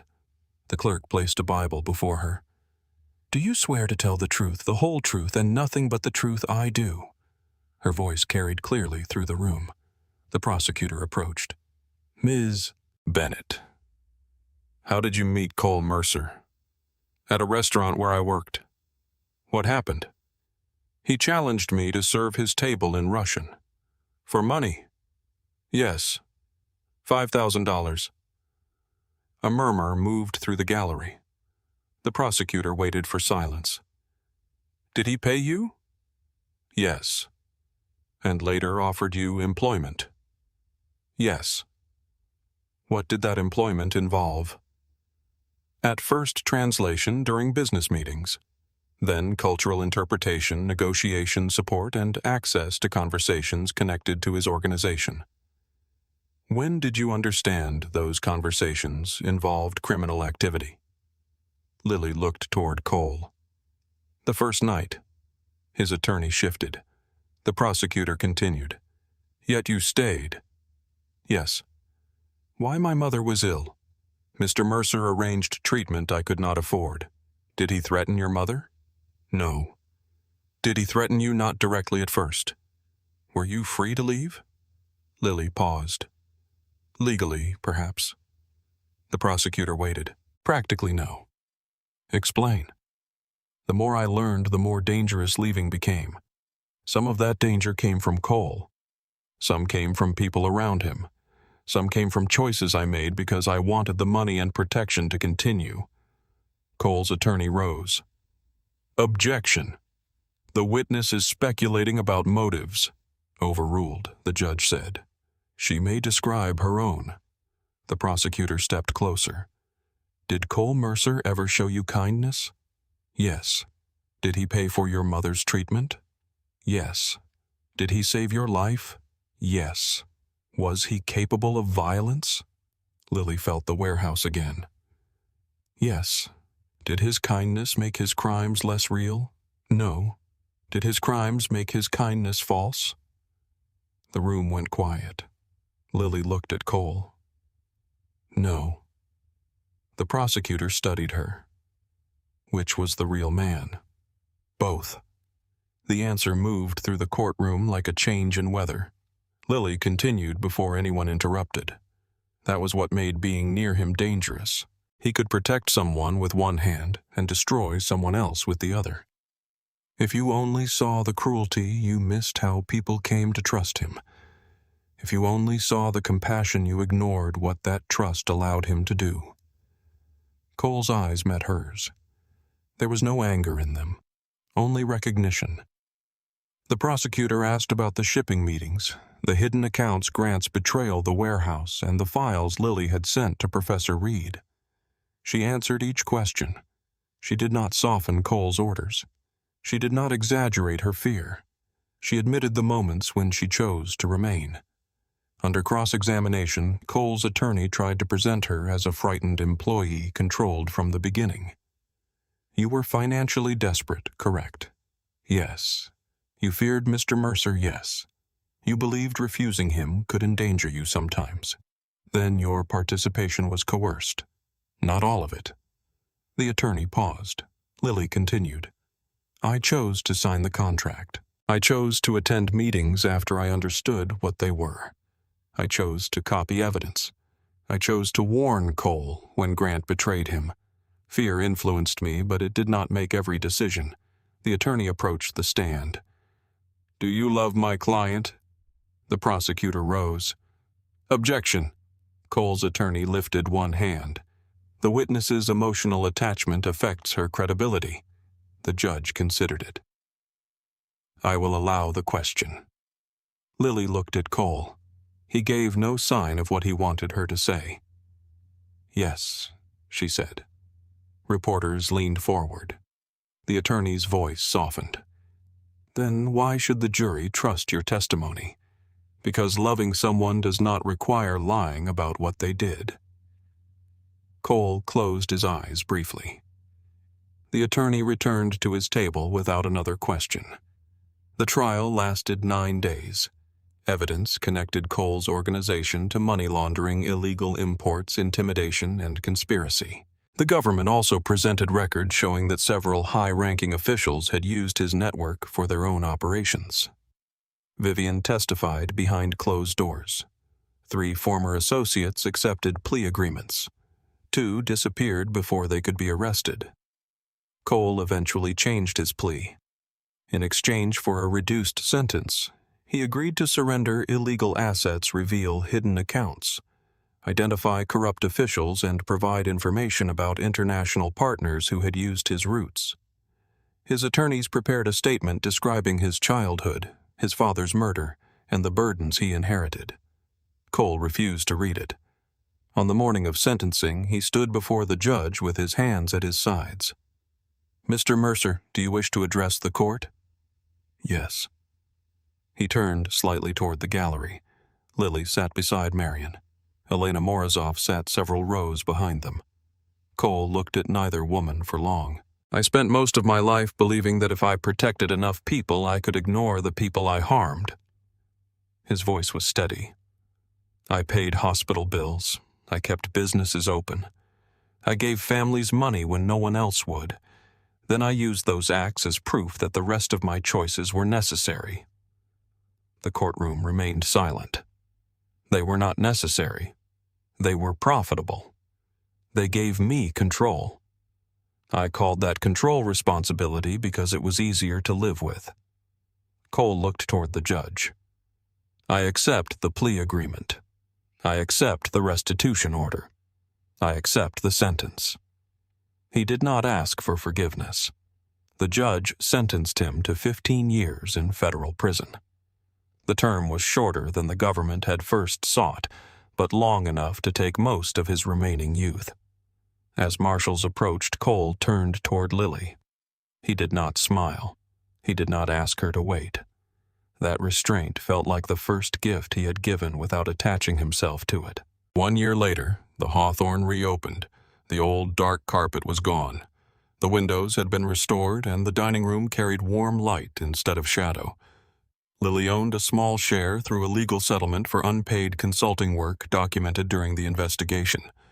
An independent board controlled the business. No money from Cole's criminal accounts touched it. On Thursday nights, the restaurant hosted readings, music, and cultural dinners for immigrant families across Chicago. Russian poets shared the stage with Ukrainian musicians. Students practiced translation over bowls of soup. Elderly women corrected everyone's pronunciation and accepted no argument. Marion sat near the window during the first event. Her hair had begun to grow back. The treatments continued, but the doctors used the word remission carefully now. Lily placed a cup of tea before her. "You are working too much again," Marion said. "I am standing in one building. You can exhaust yourself without traveling." Lily sat across from her. For a while, they listened to a young student read a poem in Russian. Marion reached across the table. "You do not have to visit him." "I know." "Then why do you—" Lily looked toward the table in the corner, the same table where Cole had made the wager. "Because I want to." Marion watched her. That answer used to frighten me. And now, it still does. Lily smiled faintly. "At least we are honest." The court transferred part of Cole's legitimate assets into a supervised medical foundation. Lily joined the advisory board but refused to let the foundation carry his name. The first time, a reporter asked why, she answered simply, "Patients should not have to thank a man they have never met in order to receive care." Cole learned about the decision from a newspaper. He mentioned it during her next visit. They sat across from each other behind thick glass, speaking through black phones. "You removed my name." "Yes. You could have asked. You would have argued." "Probably. Then I saved us time." A faint smile touched his face. His Russian had improved. He practiced every day with books from the prison library and helped translate letters for inmates whose families spoke little English. He had also begun teaching literacy classes. Lily found that detail harder to accept than she expected. It sounded too much like the life he once wanted. "You look tired," Cole said. "I finished my thesis." "Did your committee approve it?" "They did." "What was the title?" "The Language of Moral Choice." Cole leaned closer to the glass. "Pretentious. You would know." His smile deepened. For a moment, the years between them disappeared. Then a guard walked behind him and the prison returned. Cole looked at her carefully. "You could stop coming." "I know. You have a life now. I had a life before. You know what I mean." Lily rested her hand against the glass. "I am not here because I owe you." "Good. I am not here because I forgive everything." "I know. I am here because becoming better is easier to fake when no one remembers who you were." Cole absorbed the words. "And you intend to remember both versions?" He nodded slowly. "That seems fair." Before the visit ended, he held up a folded sheet of paper. "I drew something." The guard passed it through after inspection. Lily opened it outside the prison. The drawing showed Chicago at sunrise. The river reflected pale light. Buildings rose along the horizon. In the foreground, a restaurant window stood open. There were no bars, no locked doors. On the anniversary of the night they met, snow covered the city. The Hawthorne had just closed after a crowded Russian cultural dinner. Staff carried glasses into the kitchen while Lily turned off the lamps one by one. A young waitress named Grace wiped down the corner table. She glanced at Lily. "Is this really where you met him?"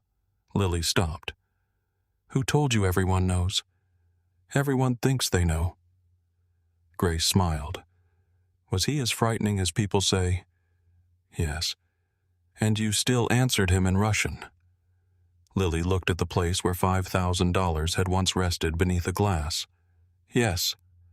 Why outside snow moved through the yellow streetlight. Lily remembered the hospital bill in her pocket, Marion waiting for treatment, and Cole's amused face as the room fell silent. "I needed the money." Grace waited, sensing there was more. Lily touched the edge of the table, and I was tired of being afraid quietly. She turned off the final light. The restaurant windows reflected the city back at her, bright enough to hide the rooms beyond them. Lily locked the door, then stepped into the snow. Behind her, the table remained empty, not waiting, simply there.